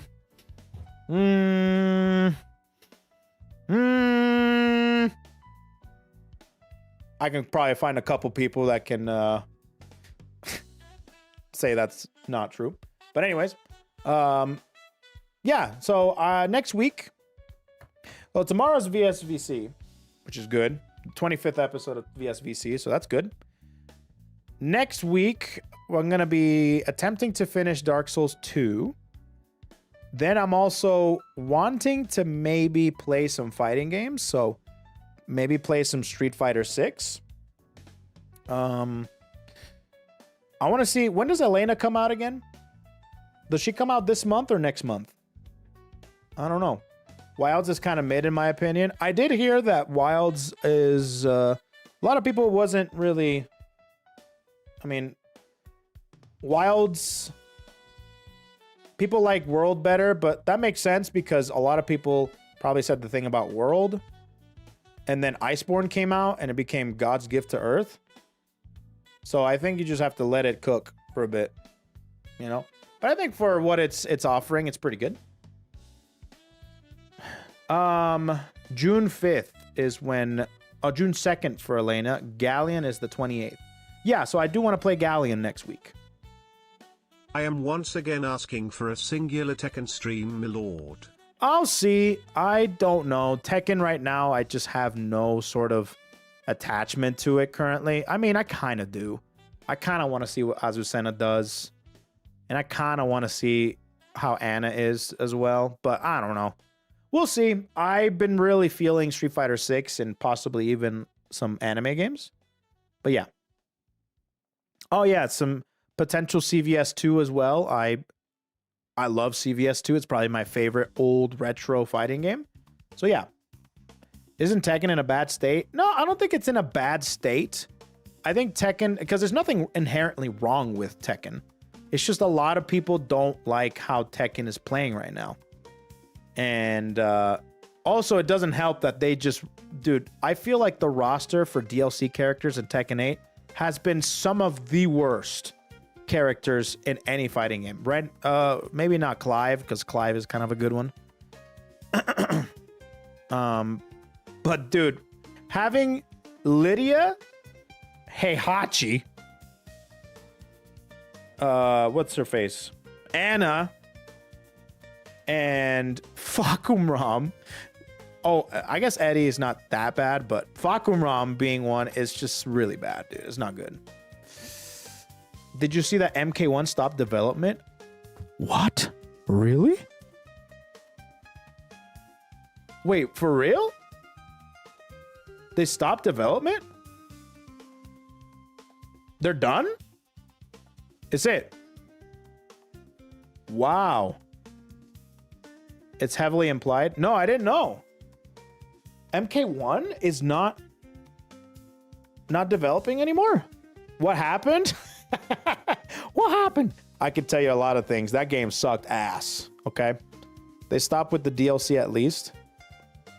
They're releasing a definitive edition. Wow. Oh, they're releasing a definitive collection. Oh, they're done. Yeah, it's over. It's over, dude. Yeah, no, that means they're done. You know, I'll be honest with you. MK1,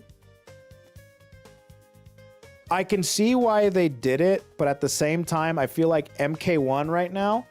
They're selling a complete edition and Warner Brothers is teasing a new Injustice. Thank you. Okay, so here's the thing. All right. I feel like their last game that I liked was MKX. I didn't really like MK11 too much, but people liked it. People liked MK11. Dude, what I really wanted was not MK1, I want a new Injustice. And I was surprised when they were like, yeah, we're releasing another Mortal Kombat. Because it was usually like, okay, MK9, Injustice, MKX, Injustice 2, MK11. It should have been like something else. It doesn't have to be Injustice. Maybe something else, right? I think for sure being able to balance between Injustice and Mortal Kombat threw it out of whack. Because, you know, having 2 Mortal Kombats back to back in that little time, I feel like MK11, when did it come out? Like 2019 or 2020 or something like that? I can't remember when it last came out, MK11. Or would they come out like 2021? I can't remember. Either way, I feel like people are like kind of Mortal Kombated out. Especially because this Mortal Kombat is not like great either. And the fact that it's a complete reboot of the series probably doesn't really... It wasn't time to reboot it. After ending it and immediately rebooting it, probably wasn't a good time to be able to do that. And it would have helped a lot if they got another game in between MK11 and MK1 to be able to kind of just stop putting Mortal Kombat on people's minds so they can start craving it. And then when they want to make a new Mortal Kombat, they kind of just... yeah, that's pretty much it. MK11 was one of the few rollbacks in the COVID era, I remember. That's because MKX came out with rollback. MKX completely restructured their entire network online netcode. And MKX re-released with rollback. That was an insane thing to do for back in the day, by the way. So I do think that they should just go back to Injustice. Because I do feel like now, with the new Superman movie coming out... Oh, that's another thing as well. The Superman movie. The Superman movie looks solid. It looks good. And I feel like right now, Marvel is just on a downward slope. And it keeps going down, bro. And I think it's DC's time to shine. I think if DC fucks this up, they're toast. They're done. But right now, it's the perfect time for DC to rise up and start making some good-ass DC movies. You know? DC Shining is so cope. Dude, I do have a good hope because the people or the person that's in charge of DC's restructure is James Gunn. And so far, dude has not missed in the superhero genre. So Thunderbolts was great too. Dude, Thunderbolts might have been good, but it's not enough to fix the damage that Marvel is doing. Right? You have to look at the bigger picture. Thunderbolts is maybe like a band-aid on the entire big picture. After Thunderbolts, what happens?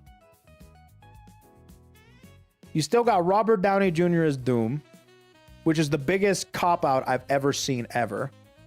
Fantastic Four could be good. But we'll see. We'll see.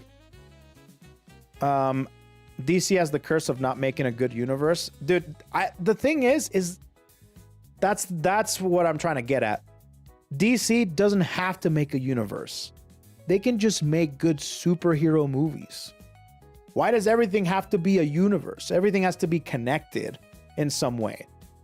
The reason why Avengers did so well is because they first started off by not being connected. They were their own things, and then at the end, they all came together and it became a huge hit, a huge blockbuster Marvel. And then after that, it was for building up towards something bigger, but they still kind of kept everything separate. Now, everything feels like it's connected and it's a universe. It's just exhausting to keep up because not only they're doing a universe, but they're doing a bunch of TV shows and they're doing a bunch of, what ifs and so on and so forth. So you have to keep up with too much now. DC has the opportunity to make something great here. To be able to do a good Superman movie, a good Batman movie. I mean, the Robert Pattinson Batman movie was pretty good. In my personal opinion, if they just continue with Robert Pattinson as Batman, I think they have themselves a pretty good Batman series of movies, right? But everything else, they could start from scratch because the DC heroes, those heroes are top tier, man. You know? It's more about the consistency because it's good. DC is garbage dirt. Let's make everyone the same movie with different actors. Correct. But you got to remember that DC completely restructured. I read about this, but DC scrapped all of their future movies.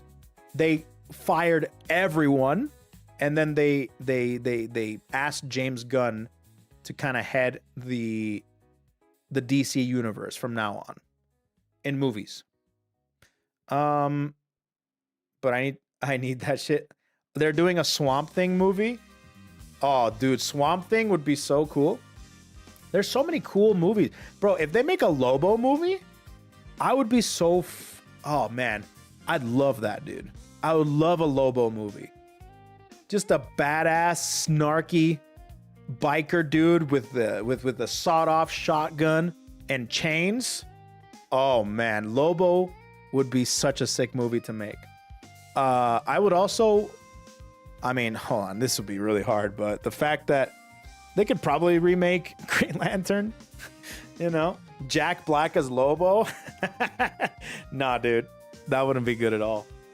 But I do think that there's a lot of characters that they could do that could just be, oh, so good, dude. The Superman movie's looking good. The Superman movie's doing great. He's going to play him in, yeah. He's gonna play him in Supergirl. I heard Lobo's coming out in. I don't know. I don't think they should do series either. Just stick to movies. The series, I don't know. Was the series good? I know that they made an Green Arrow series, a Flash series, and I think they were gonna make a Batgirl series, but that got scrapped completely. Yeah. DC has a completely different tone to Marvel. DC movies played straight are the best. Oh, man. That's what I want, dude. Enough of this comic relief bullshit, dude. Give me some serious, good, like, comic book stuff. You know what I mean? Like, enough of the whole quirky, like, joke about everything being, like, this modern day, like, slang. I'm pandering to a bunch of different... like dialogue that doesn't make sense in this context, but it's whatever, you know? I don't know. It had its time in certain Marvel movies, but now it's just played up too much, man. Heard Supergirl was good. Flash fumbled near the end. Green Arrow was meh. And that's it. They made a terrible Batwoman series and scrapped the They made a Batwoman series and they scrapped the Batgirl movie? What the hell, dude? Didn't Batgirl have like 3 seasons and it was scrapped? Yeah. Oh, it was crap? I don't know. Gotham show was incredible for the first 2 seasons. I heard Gotham was pretty good. Either way, I think DC has a potential of being the new superhero bad boy, big baddie, you know? Like, give us some good ass movies and DC will freaking shine like crazy, man. Anyways, I think that's gonna be it for me today, guys. Thanks so much for tuning in. Thanks for you know, being little abuelitas and speaking Bochinche with me. Speaking some Bochinche. So tomorrow we're gonna be doing, of course, the VSVC. So if you guys haven't, go to that waiting room on YouTube and you can see the form that is up on that waiting room on YouTube. You can submit any clip you want. It's going to be our 25th episode, so I'm hoping to see some banger clips to maybe put in the Hall of Fame, because after this 25th episode, we're doing a checkpoint. You said no stream tomorrow? No, we're doing a stream tomorrow. Yeah, tomorrow is the VSVC. I'm doing no stream on Monday. Did I say no stream tomorrow? Well, what I meant to say was I'm going to my family's tomorrow, but I'm streaming prior to me going over there. So I'm doing that. So yeah. Back to VOD Squad next week. Yeah, sounds good, man. But thanks so much for tuning in, guys. Next week I'll probably put up the schedule for next week to see what I want to do. We'll see. I have some videos I want to make as well, so we'll see what happens. But back to consistently streaming. Thanks so much for the subs. Thanks so much for the bits. Thanks so much for the memberships and the super chats. Thanks so much, guys. Thanks for stopping by. No raid. No raid today. We can raid tomorrow. We'll raid tomorrow. And I think I'm going to be updating some stream stuff. So stay tuned for tomorrow's stream patch notes, because we're going to be updating the stream mañana, which might be some emotes. It might be some new gadgets, etc., etc. So I'll go ahead and I will set you guys free, and I'll see you mañana. Bye-bye, guys.